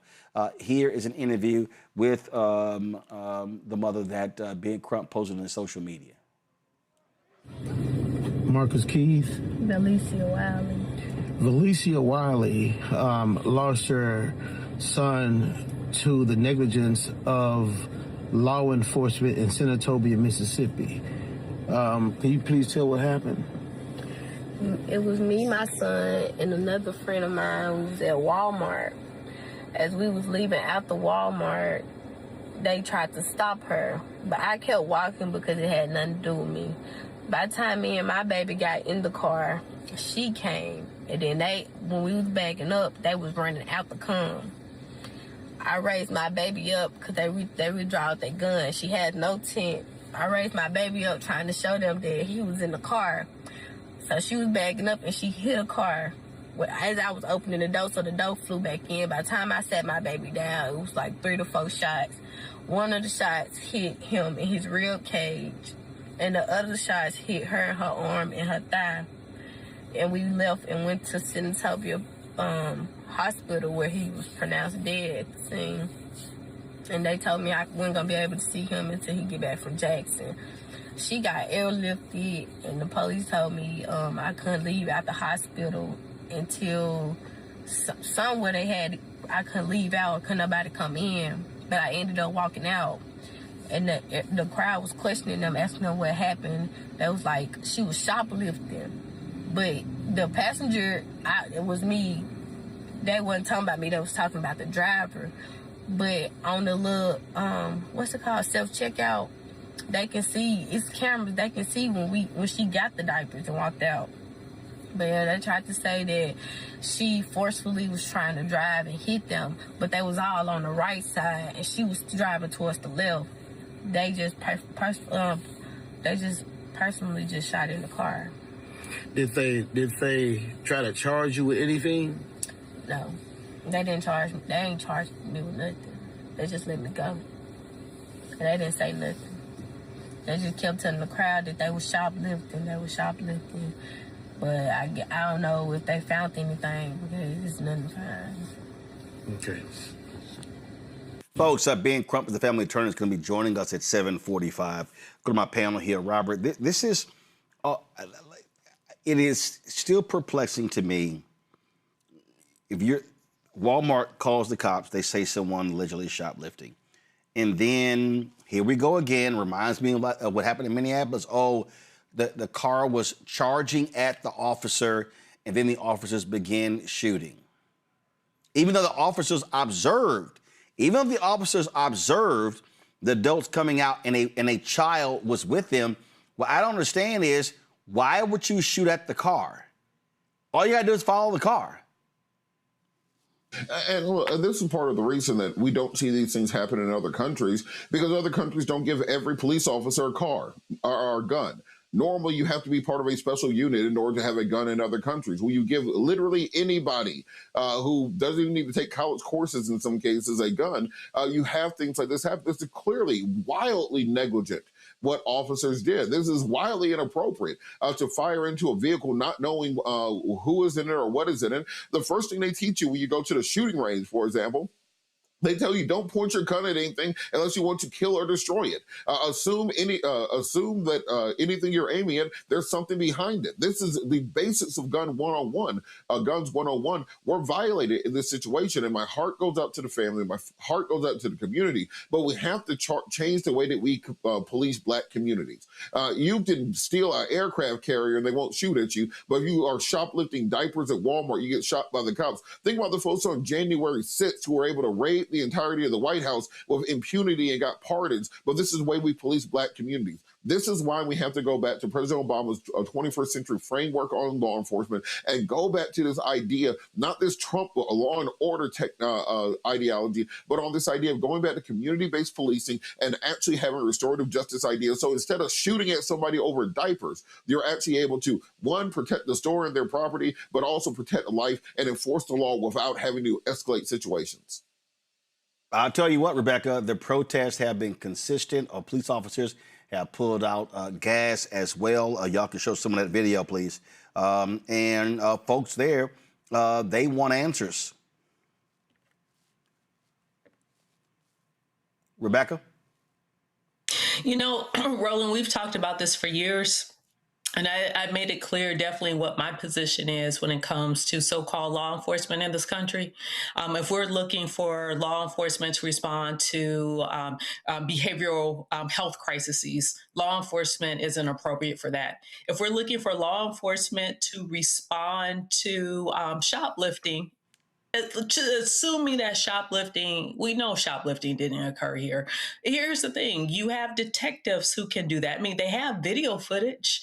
I mean, we're so we're such a surveillance state in this country. There's cameras everywhere, right? They have a camera of her, of the driver at the checkout lane. There's cameras outside of Walmart. There's cameras on the way to her home in Mississippi because there's so many cameras everywhere in this country. So then you assign it to a detective to then go look at the license plate, show up at her house, ask the questions, and then she shows the proof of purchase. Okay, great. But this idea of even policing in Black communities, like, Robert, I hear you, but this isn't working. This isn't working. We know why we have police departments in this country. They were former slave catchers. Even when we see ICE in modern times, it's almost like slave catchers, watching them round up so-called immigrants, so-called vermin and illegal aliens in this country. That's modern slave catching that we're watching. There's no reform. I mean, it's not just that they shot a 1-year-old child, they shot a baby. They shot a baby. They saw that there was a baby in that car and they shot a baby. They shot to kill and they killed. They killed a baby. Where is Walmart? What is Walmart saying? This is their store, right? Is it always their policy to ignore all the camera footage that they have and instead invite law enforcement that we know has been very violent to these very communities, to Black communities in this country? What is Walmart's official position here? Does Walmart stand with the killing of this baby, the killing of this child? Where are all the pro-life people? Do they stand with the killing of this baby? Doesn't this baby have rights? There's a lot of hypocrisy here, but policing in Black communities isn't the answer here. Joy? And we also need to end qualified immunity. Training isn't it. The problem with, yes, we want 21st century better policing. Absolutely. We want what Rebecca is talking about, different types of people to provide interventions. But in this case, there would be a police response. What we need is something on the police side to give them pause, to say, if you make this kind of mistake is a mistake that's going to cost your family its generational wealth. It's going to cost the community, not just them, but you are going to be asking people in your community. We're going to want to know, why did you do that? You're not going to be able to go to your church and be comfortable. Your family, your children are going to have people asking questions. You may not have the resources. Your wife is going to be saying, hey, be careful. Don't be quick on the trigger because we want to send little Jimmy to college. That's the kind of thing that we need. No profession. You can just behave irresponsibly and assume that you'll get away with it.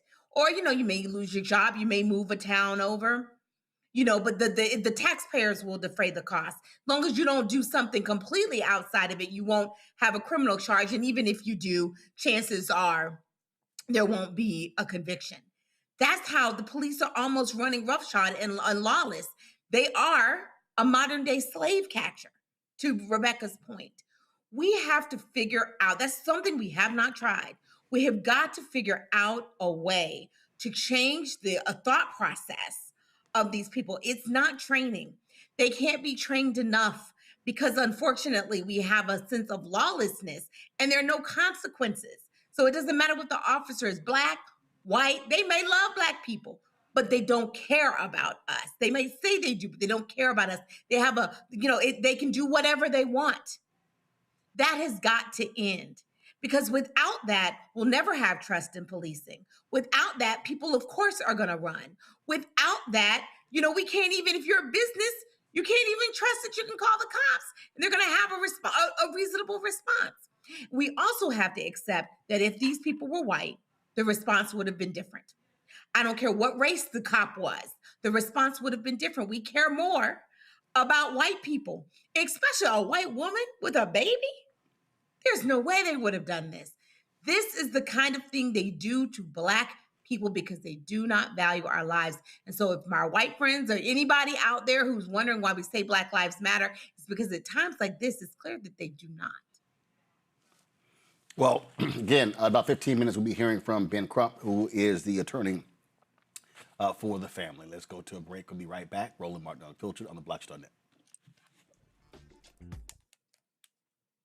All right, folks, let me tell you about Chapter. Now, if you're on Medicare or about to be, the system is not set up to work for you. Too much fine print, too many plans, and too many people making money off of your confusion. And look, we're used to this. We're no strangers to systems that don't have our best interests at heart. But we don't have to accept it when it comes to Medicare. That's why I'm telling you about Chapter. Their advisors are independent and honest. In fact, they're the only Medicare advisors that compare every plan nationwide. And they're focused on one thing: what works for you. If there's a better plan out there, they'll find it.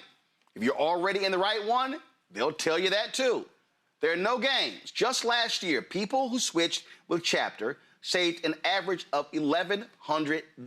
It's 20 minutes and a real person. It's completely free. My parents actually have already called. My mom sent me a text.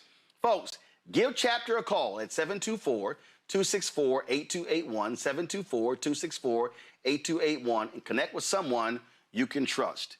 Folks, these are the kind of services that we need for our audience here at Roland Martin Unfiltered and the Black Star Network. So call Chapter right now, 724-264-8281. How you doing? My name is Mark Curry, and you're watching Roland Martin Unfiltered. Deep into it, like pasteurized milk without the 2%. We getting deep. You want to turn that shit off? We're doing an interview, motherfucker.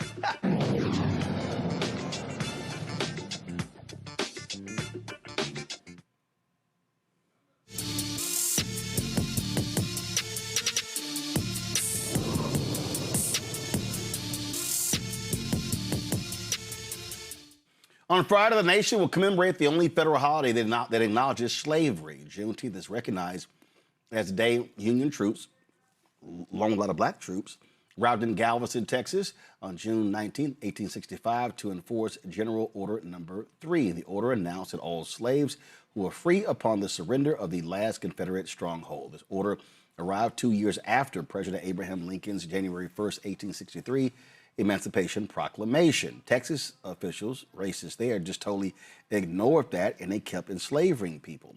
The official end of slavery in America came 6 months after that, on December 6, 1865, with the ratification of the 13th Amendment. Now, a lot of people have talked about Opal Lee being the grandmother of Juneteenth.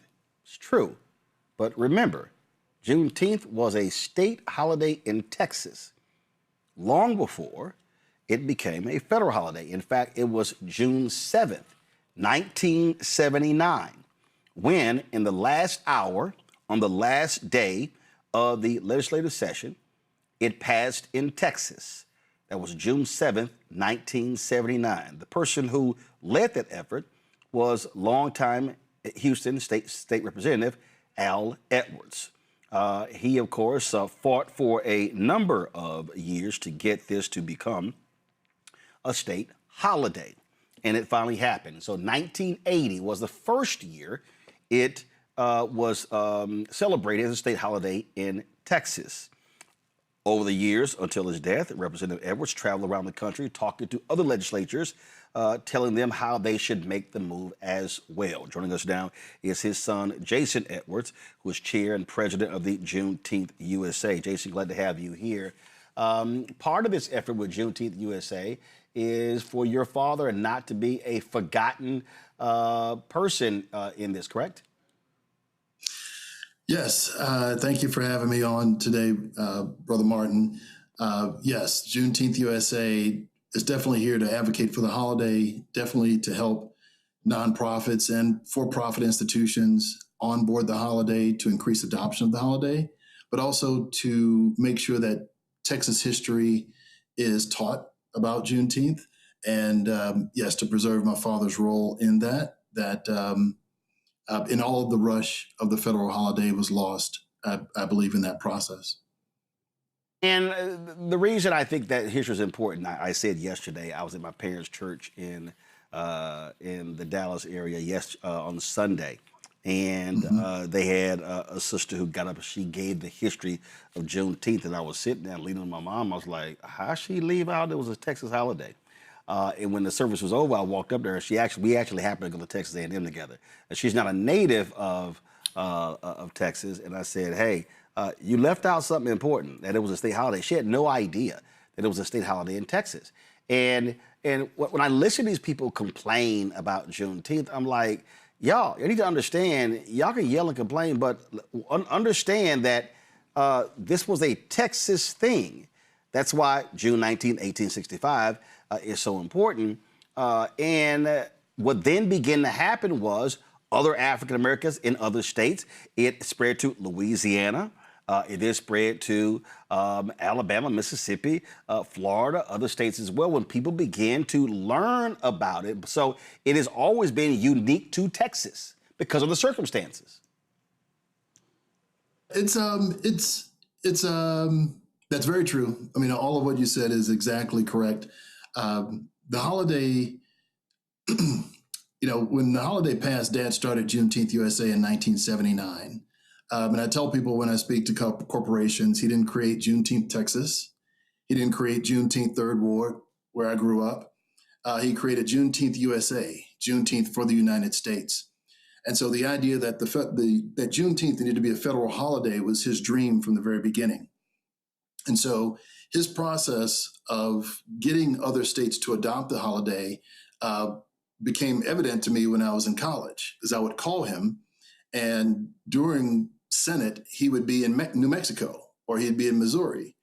And he would say, I said, Dad, why are you in Missouri? He'd say, boy, I got this holiday passed in Missouri and they're picking up the legislation. So I'm speaking on the House floor. And so what happened was when Dad finally, we had to take him out of the public eye due to a car accident, as you're aware. 45 states in the Union were celebrating Juneteenth as a state holiday. That was before any of the leaders that are involved with Juneteenth today started their activities. And so I always tell people I appreciate what Miss Lee has done because she played an integral role. We had to pull Dad from the public eye before she started her walks around the country and around the state of Texas. And so, but the beautiful thing about how it all worked together, she was walking in states where Dad had already gotten the bill passed while she was still a school teacher in Dallas. And so she picked up when his health failed and brought what I call the power of the people to the holiday. There's three forms of power: political power, power of the people, and financial power. And she brought that power of the people attention to it, but the political path had been laid over a 40-year period before 1990. I mean, before 2020, when I believe she said in a documentary she got involved. But it was very important what she did. I commend anyone who's 90 years old that gets out in the Texas heat to do anything. And picking up Juneteenth and advocating for it was very special to watch her. And again, I think what's critical here, what you just said, that 45 states had already began to celebrate Juneteenth. And so that groundwork had been laid, that been paved for it to go federal and for the national holiday. And one of the things that I've said since it became a federal holiday, that it was just critically important for people to learn about the history of it, because it really pissed me off when it happened. I saw these black people on social media. Didn't nobody ask for this? And I'm like, y'all don't know what the hell y'all talking about. And it was actually offensive to a whole lot of black folks from Texas. Yeah. So I saw some of that energy, and what, Dad used to tell us this term about politicking when we were growing up. Anytime he was doing anything regarding politics, and Brother Martin, you've known him forever and has seen a lot of his political actions before he passed in his 27 years. The holiday is one of the tools in the quiver of making sure the United States honors our ancestors.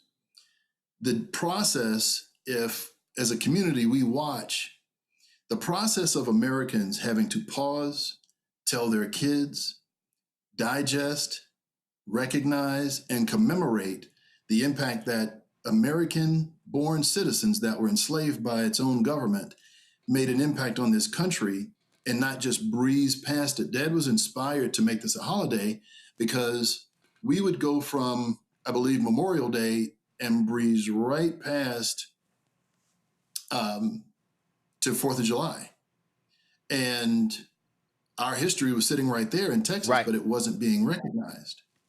Well, and I think, again, when I tell people what Juneteenth forces, it forces everybody to have to, at least once a year, speak to the issue of slavery in this country. And that's also why this date, Juneteenth, is critically important.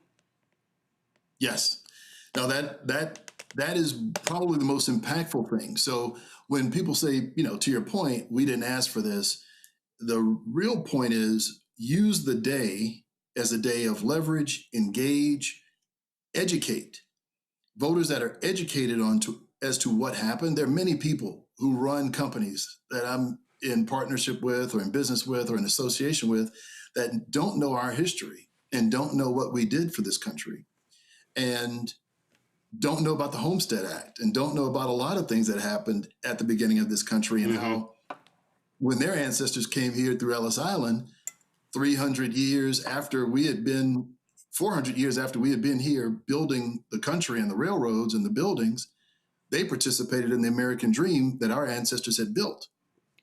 And on top of that, the Homestead Act gave them 182 million acres of American soil to begin their financial base on.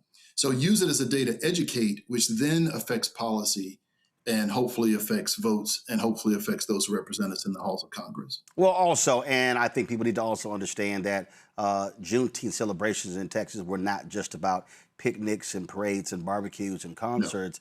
No. It was voter registration. It was teaching people. It was doing all of those different things. Yes. Yeah. So this year, we were really impressed on every speech I give that civic engagement is the top priority. I always tell folks when they say, how do I celebrate the holiday if they're not from our community? And I'll tell them, well, there should be some commemoration. There's definitely celebratory. If you ever touched a tuft of cotton in Texas, in the Texas heat, you remember it. And to have to do that for a lifetime, you have an idea of what our ancestors went through. I'm a descendant of Texas slaves, as many of us that are watching. Yep. And, you use that, but also civic engagement.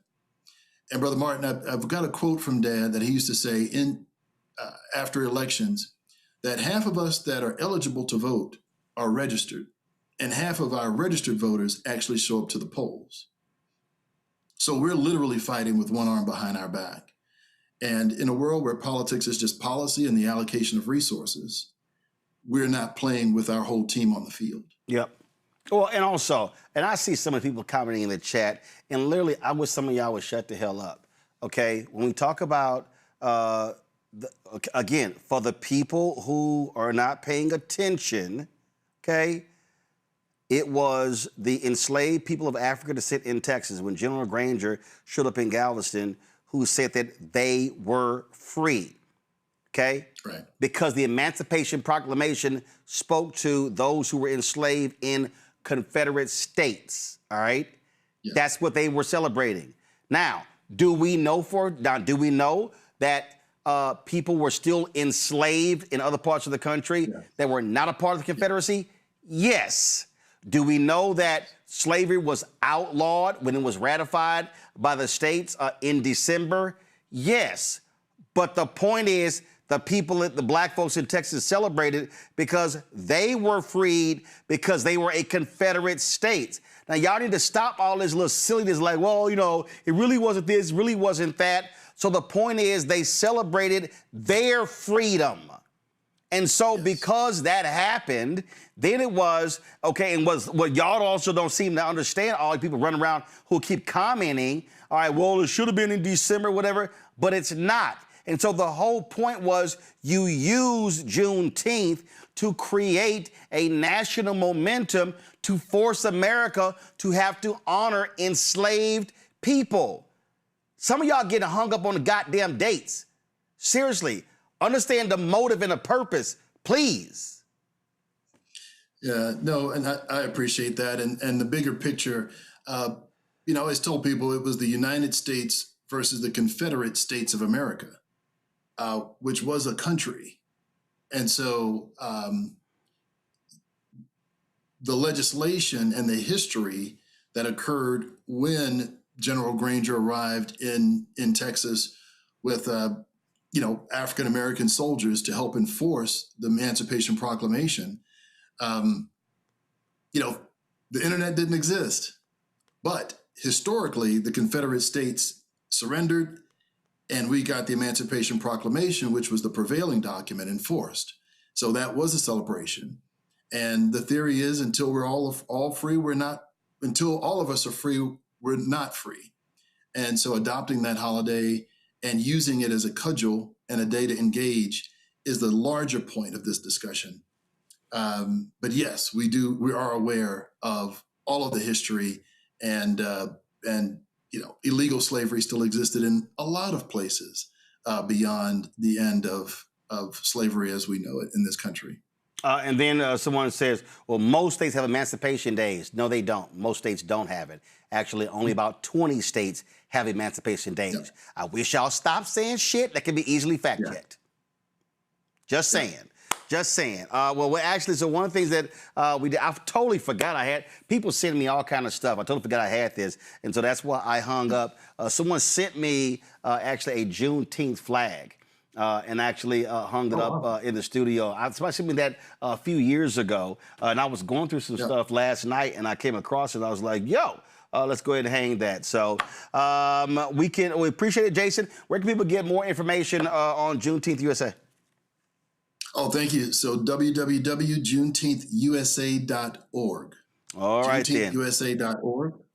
And of course, that's our website. Yep. And on Instagram, at JuneteenthUSA, on Instagram at JuneteenthUSA. All right, then. And of course, and it's no shock that your father, Texas State Representative Al Edwards, was an alpha man. That's no shock at all. Definitely was an alpha man. Absolutely. Ice cold from Texas Southern and Pleasant Alpha Eta Lambda, as you know. There you go. Jason, we appreciate it. Thanks a lot. I'm gonna have my panel speak on this after Ben Crump has now joined us, and so let me go to him right now. Ben, we were talking about this story out of Mississippi. The police are already coming up with their story saying that the car that was carrying this one-year-old kid almost hit an officer, and that's why he fired. But I was looking on social media, and several people are saying that there's cell phone footage of the incident that shows that was not the case. Yeah, and that's certainly been articulated by the mother of Corey Wiley, the fact that she said that the car was going away from the police. But even Roland Martin, they were notified that a person was shoplifting for Pampers. Now, this was not our client, not the mother. This was somebody who she was with. But just the fact, if you're taking Pampers, how dangerous can you be? Like, is that something that you use deadly force on?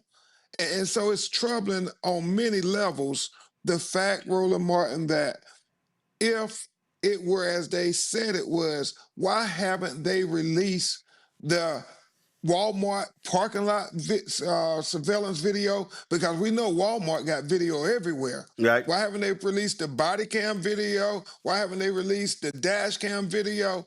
You know, be transparent and show us that your officer had to shoot and kill this one-year-old black baby, because we think it was unjustified, and worst of all, it was broad daylight. It was unnecessary.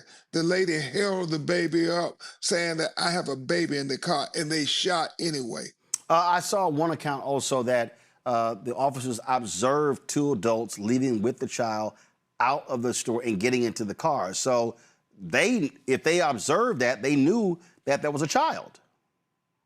Yeah, man, it's so heartbreaking, Roland. Where are we at in America when Pampers, a water bottle, all these, yes, minimal materialistic things end up costing Black life. It cannot be in a humane society where we say you can kill a baby because somebody took a box of Pampers. You can kill a 14-year-old Black boy because you believe he took a bottle of water. And this case is so bad when you think about the fact that they were called by Walmart and told that somebody shoplifted Pampers. And that's, I can't even get over that, Roland Martin. It's so heartbreaking that this beautiful baby boy is taken from this world while he's in his mother's hands over a box of Pampers. So you talked about calling for the release. So who now is running this investigation? Is the Mississippi Bureau of Investigation? It is, Roland, and they've released the name of the police officer, and now our office has gotten many calls about where this person, they believe, used excessive force on other Black people. So I think, you know, they're going to say it was just... Looks like we lost Ben Crump there, so hopefully we'll get him back. Let's go to a... okay, there he is. Louis, apologize. Okay, all right. Okay. Go ahead. I apologize, Roland. They said he had to make this decision because the car was coming at him. That's been disputed, but they say this officer has a history of, excessive force against Black people. So that's why transparency is so important, Roland Martin. That's why we need the Black Star Network and everybody to keep calling for the release of the videos. And now that we know his name, we want to know what is in his jacket. Absolutely. All right, Ben, always good to see you. Hate under these circumstances. Thank you so much, Roland Martin. Really appreciate you. I appreciate it. Thanks a bunch. Let me go to a quick break. We'll come back with our panel right here, Roland Martin Unfiltered on the Black Star Network. Let me tell you about Chapter. Now, if you're on Medicare or about to be, the system is not set up to work for you. Too much fine print, too many plans, and too many people making money off of your confusion.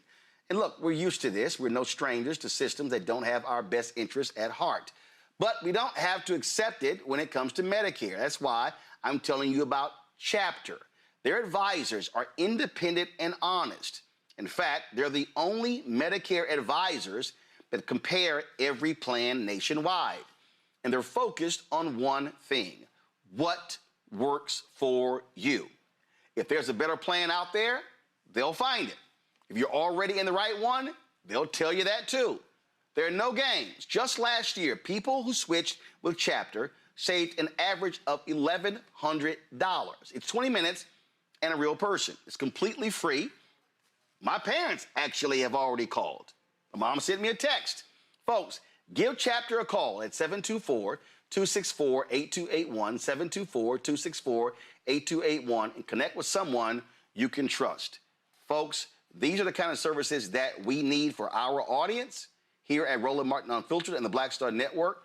So call Chapter right now, 724-264-8281. My name is Lena Charles, and I'm from Opelousas, Louisiana. Yes, that is Zydeco capital of the world.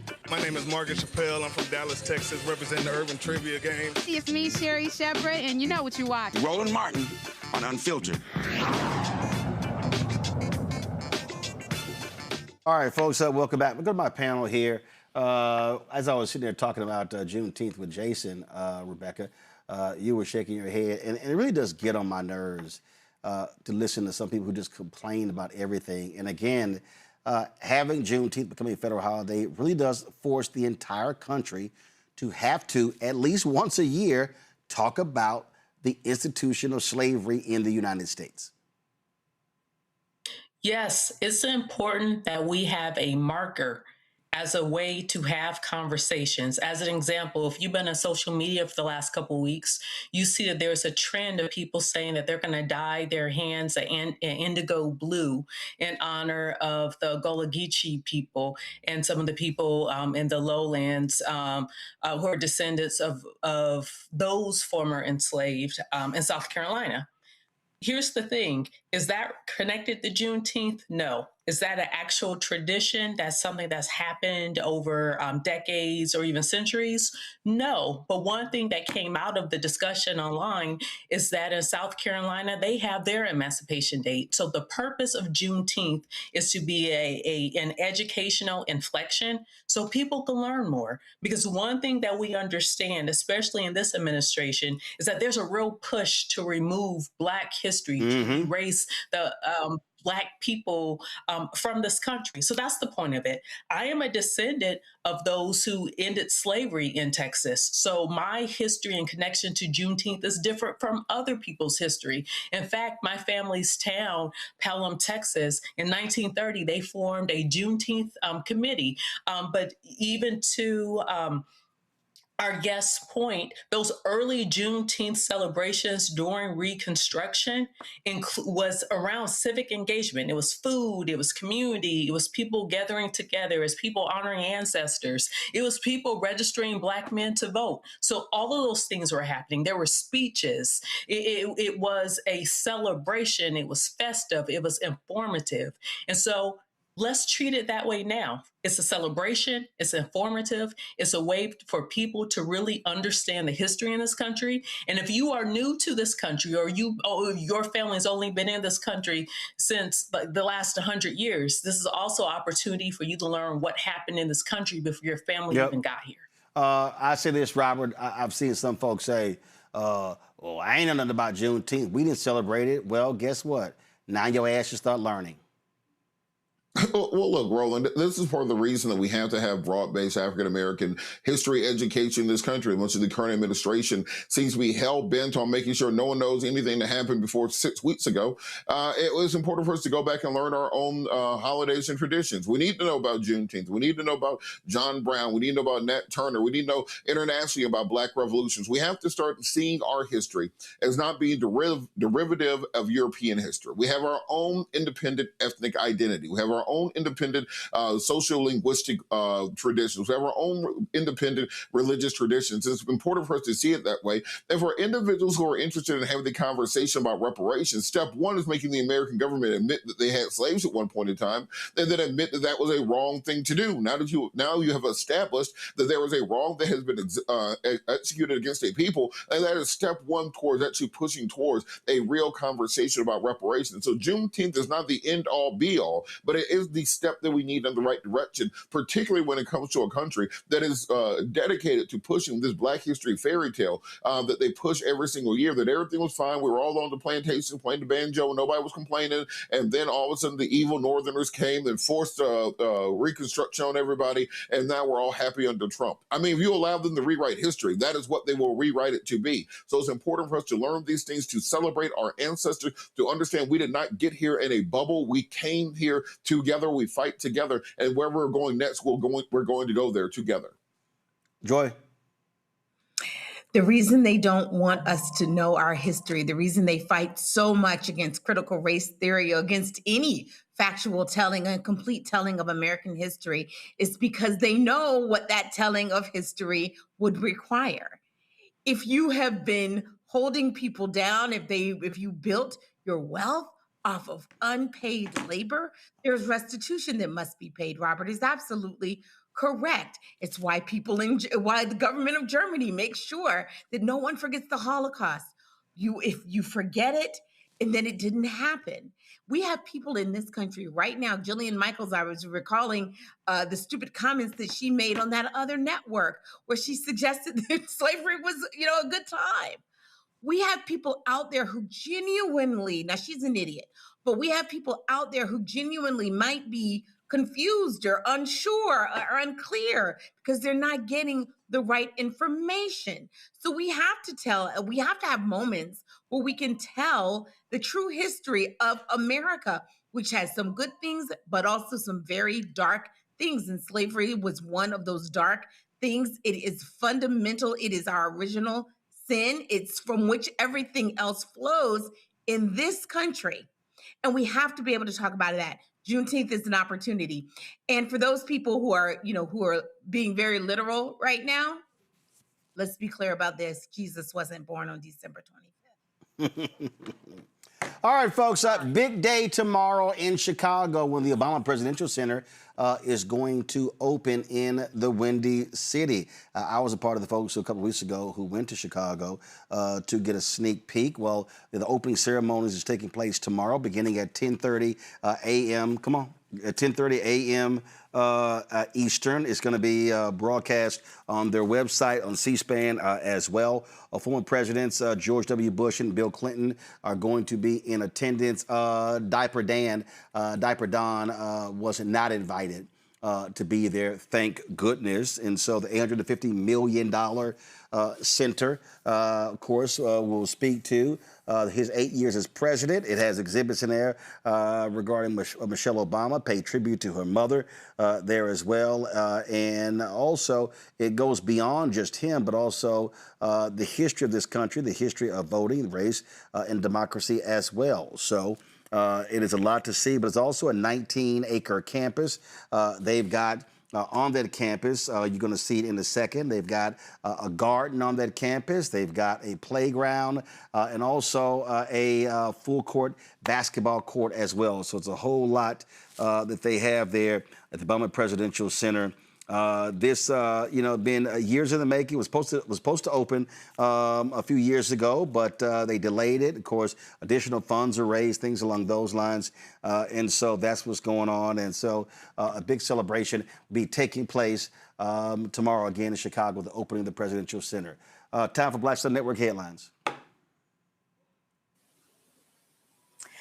It's been 11 years since 9 black worshipers in Charleston, South Carolina were gunned down by a white supremacist.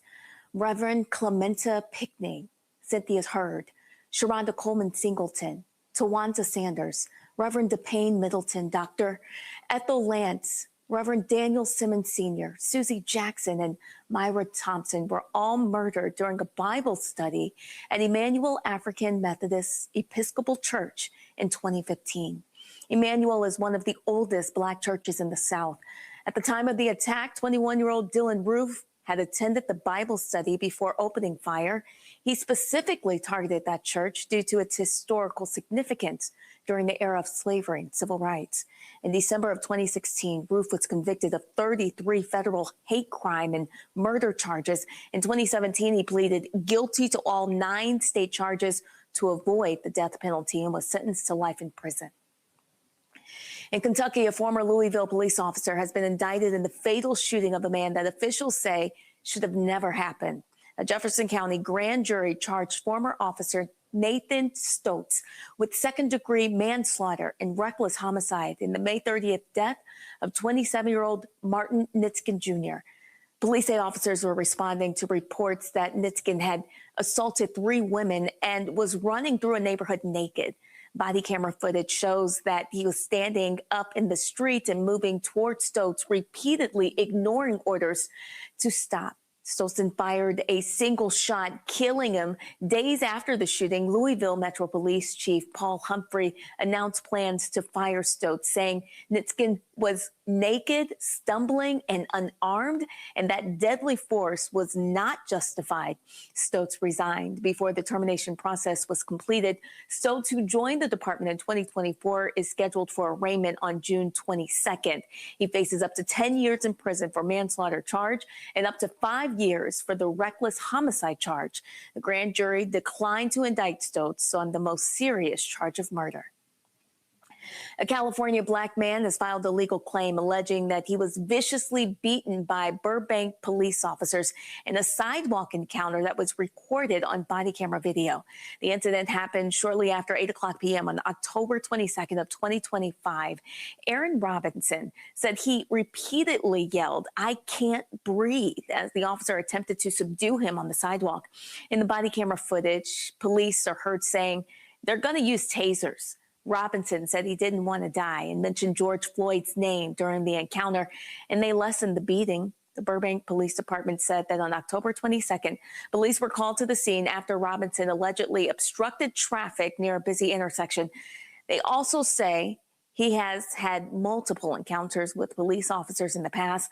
The Los Angeles County District Attorney's Office independently evaluated the matter and filed criminal charges against Robinson in connection with the incident. In Tennessee, a federal grand jury returned a 6-count indictment against Shelby County General Sessions Court Clerk Tammy Sawyer. According to the indictment, the Sawyer stole and used $44,000 in public funds charged to county-issued cards to pay for personal expenses between August of 2024 and June of 2025. The indictment also alleges that Sawyer used some of the money in a money laundering scheme. Officials say she transferred stolen funds to a PayPal account controlled by a friend who kept a small portion and returned the remainder to Sawyer through Cash App. She had been charged with conspiracy to commit honest services, wire fraud, conspiracy to commit money laundering, theft concerning programs receiving federal funds, honest services, wire fraud, money laundering, and interstate travel in aid of racketeering enterprises. Sawyer faces up to 20 years, a fine of up to $500,000, and a term of supervised release up to 3 years.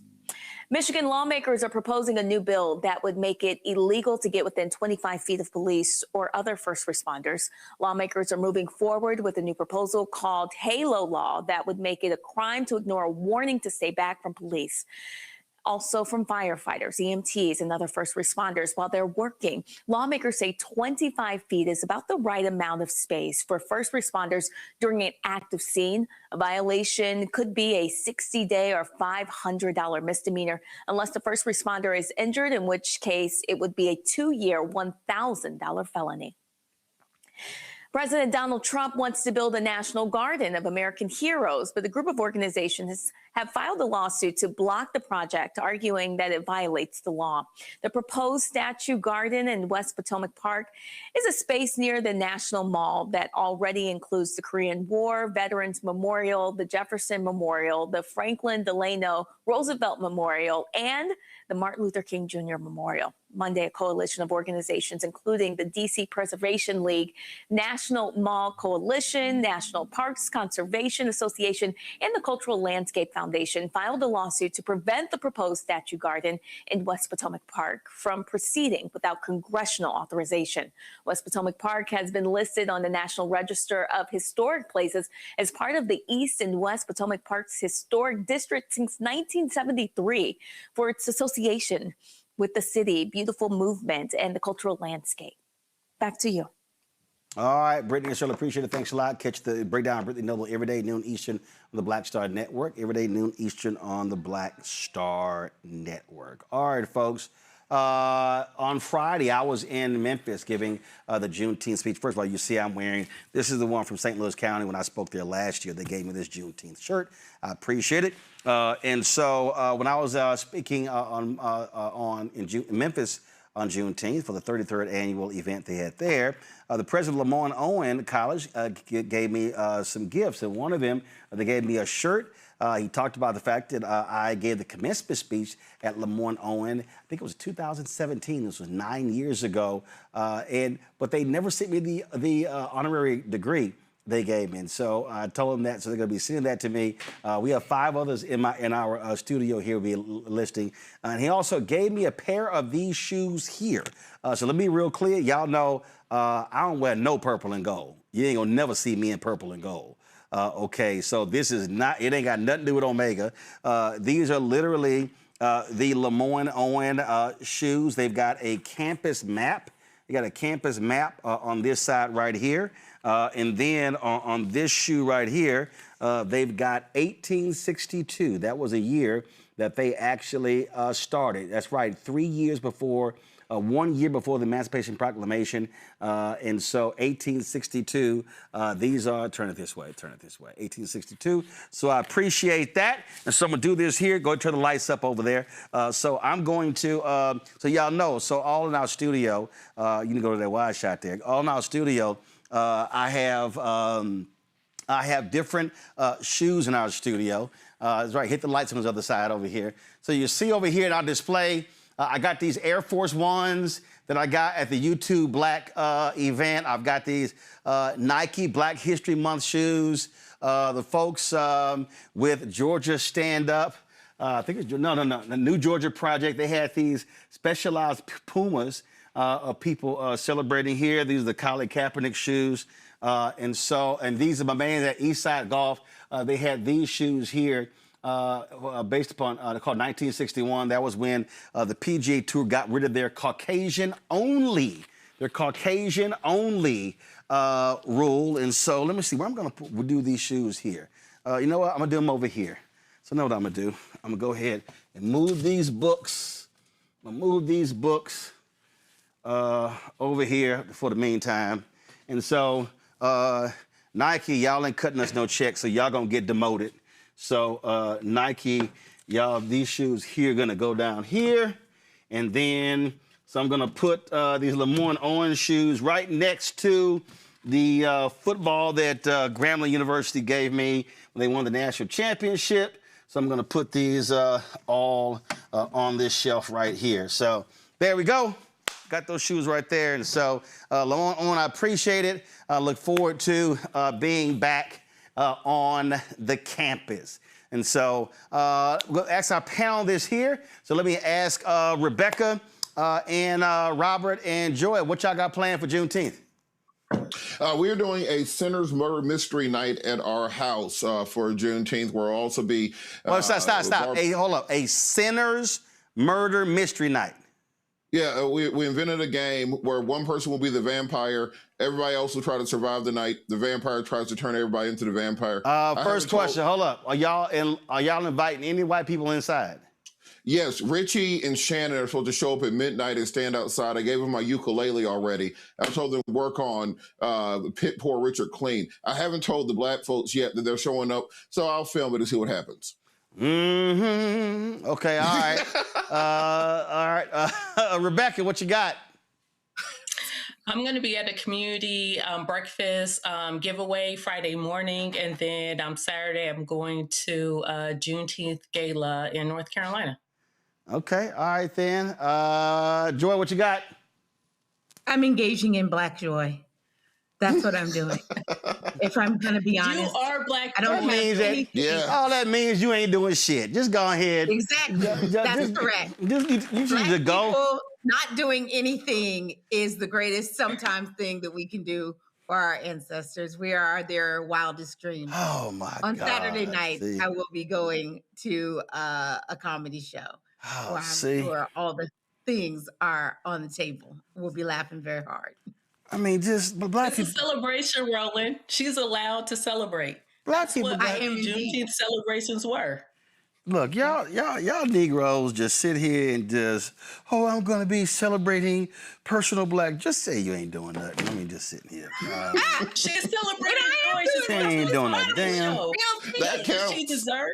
She ain't doing a damn thing. She deserves. I got questions. Okay. All right. Oh yeah, the menu for the the menu for the barbecue gonna be pulled pork sliders with a slaw vinaigrette slaw, along with many tiny little what's called peach cobblers. We're trying to do era appropriate dishes along with red beans and rice and collard greens on the side. We're gonna have the little moonshine things in the mason jars. It's gonna be a big production. I'll send pictures. Mm-hmm. I'm surprised y'all not gonna have no damn gun range with your ass. Is around the corners. Governor's Club is right up there at Hiram. That everybody gets here at 6 for that. I just assumed that was assumed. Yeah, I thought so. All right, y'all. I told y'all about what's happening in Georgia Saturday in Harlem. Go to my iPad. When we fight, we win. It's Freedom Summer, Juneteenth week of action. There's the Adam Clayton Powell Jr. State Office Building Plaza. This will be taking place. And so go to freedomsummer2026.com. freedomsummer2026.com. It begins at 1 p.m. So that's taking place on Saturday in Harlem. So y'all look forward to that. All right, folks, before we go, HBO has their documentary the Questlove documentary on Earth, Wind, and Fire. And a couple of years ago, I sat down with the homies, Ralph Johnson, Verdine White, and Philip Bailey, to talk about them. And so you can go to our YouTube channel. You can see this incredible interview I had with them. We shot this. We were in L.A., and they talked about why they've had such longevity and success. And so here is a part of that interview. Yeah, I think it's every 1 minute and 15, right? 30 seconds or something like that. An Earth, Wind, and Fire tune is being played on the radio on the globe somewhere. So I guess that's 24 hours of Earth, Wind on the planet Earth, I guess. That is crazy. That is crazy. It's a good problem to have. Oh yeah, no, it's a good problem to have because it's so many people. I had a discussion the other day, and we were talking about do you want to have that short, massive success, or do you want that long term? And I just still think when you think about Otis Williams, the last survivor of Temptation, and even though he's the last original Temptation, audiences still want to hear that sound. They want to see those steps. When the Queen was alive, Aretha Franklin, when Patti LaBelle performs, and again, folk, they still, to your point, they're remembering where they were. They're remembering how they grew up. It was prom. It was first time they made love. It was whatever. And music is always associated with those hallmarks or those points in our lives. Do you think those days are gone, though? I mean, just in the climate that we're in, because before music took up the space was there for the music to take up so much a part of our lives and stuff, people's lives. Now it's just a real small slice because of everything else, all the other digital No, I think here's the deal. I think out of all the influences, the reality is music is separate and distinct from everything else. Because at the end of the day, it's everywhere. Television is not everywhere. But so whether you're in the car, whether you're at the party, music is going to be there. In fact, so I'm leaving a place. They say, well, we're going over to this hotel. And we say, okay, is it an after party or is it folk hanging out in the lobby? And then they said, I don't know. Then somebody said, oh, they have a DJ. We went, it's an after party. We were not interested in the hangout in the lobby part. No, it had to be music there. So that's why, and I think even some artists today, their song with the party, again, a Beyonce song comes on, Too Short comes on. There still are. Yeah, I think it's every 1 minute and 15, right? 30 seconds or something like that, an Earth, Wind, and Fire. Do this here. Go to our YouTube channel. You can see the whole interview with those three founding members of Earth, Wind, and Fire. It's a fabulous conversation, and I appreciate them sitting down and chatting with us. Ralph Johnson has a book coming out on his life and career, so we look forward to that. And I was texting all three of them just the other day. They returned from Hawaii back to L.A. And next couple of months, Earth, Wind, and Fire is going to be on tour with Lionel Richie, my alpha brother. So y'all know I'm going to have to go see them in concert. And so that's going to happen as well. So let me thank Joy, let me thank Robert, let me thank Rebecca for being on today's show. I certainly appreciate it. Thanks a bunch. Folks, don't forget to support the work that we do. Join our Bring the Funk fan club. Your dollars supports the work that we do. Perfect example, we went to L.A. We did a bunch of interviews with Earth, Wind, and Fire and Malcolm Lee and Mark Curry and so many others. We do that work. The stories that we cover, the news that we cover is all important. So when you support us, you're supporting this show, the 5 other shows on the Black Star Network. And so if you want to contribute via Cash App, use the Stripe QR code. You see it right here. If you're listening, go to blackstarnetwork.com. That's for credit cards as well. Checks and money order, make it payable to Roland Martin Unfiltered. P.O. Box 57196, Washington, D.C., 20037, 0196. PayPal is R. Martin Unfiltered. Venmo, RM Unfiltered. Zelle, Roland at RolandSMartin.com. Roland at RolandMartinUnfiltered.com. Download the Black Star Network app. Apple phone, Android phone, Apple TV, Android TV, Roku, Samsung Smart TV. If you want to get our Roland Martin Unfiltered swag, go to shopblackstarnetwork.com. Shopblackstarnetwork.com. And if you want to support the Black-owned products in our marketplace, go to shopblackstarnetwork.com. Everything that you see in this studio, all of these products right here are available on our shopblackstarnetwork.com. I mean, we've got hats and shirts and dolls. We've got candles. We got car solution. We've got skincare, beauty care, sauces. You name it. We've got a sweet potato flour cake mix. We've got treats for animals, watches. I mean, all sorts of stuff. Let's see, backpacks, crossword puzzles. Even got black-owned toilet paper and tissue. That's right. And so support of these Black-owned products is critically important, that we invest in Black-owned companies again. And then when you support them, buying their products on our website, you're also supporting what we do here. So go to shopblackstarnetwork.com, shopblackstarnetwork.com. Don't forget to support the other fan base. Download the app. Follow me at Roland S. Martin on fan base. And support the shows that we have on the network every Tuesday. We stream A Balanced Life, Reverend Dr. Jackie Hood Martin. Every Wednesday, we stream The Other Side of Change with Bria Baker and Jamira Burley. Of course, every Thursday, we have, Second Opinion with Dr. Ebony Hilton, our health show.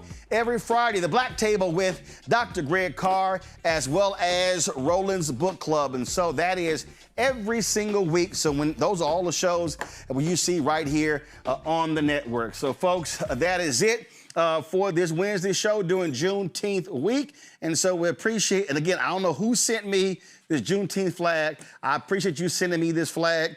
Shout out to the people in St. Louis County who gave me this shirt. I spoke there last year. I had a good time there as well. And so that's it, folks. I will see y'all tomorrow right here, Roland Martin Unfiltered on the Black Star Network. Holla!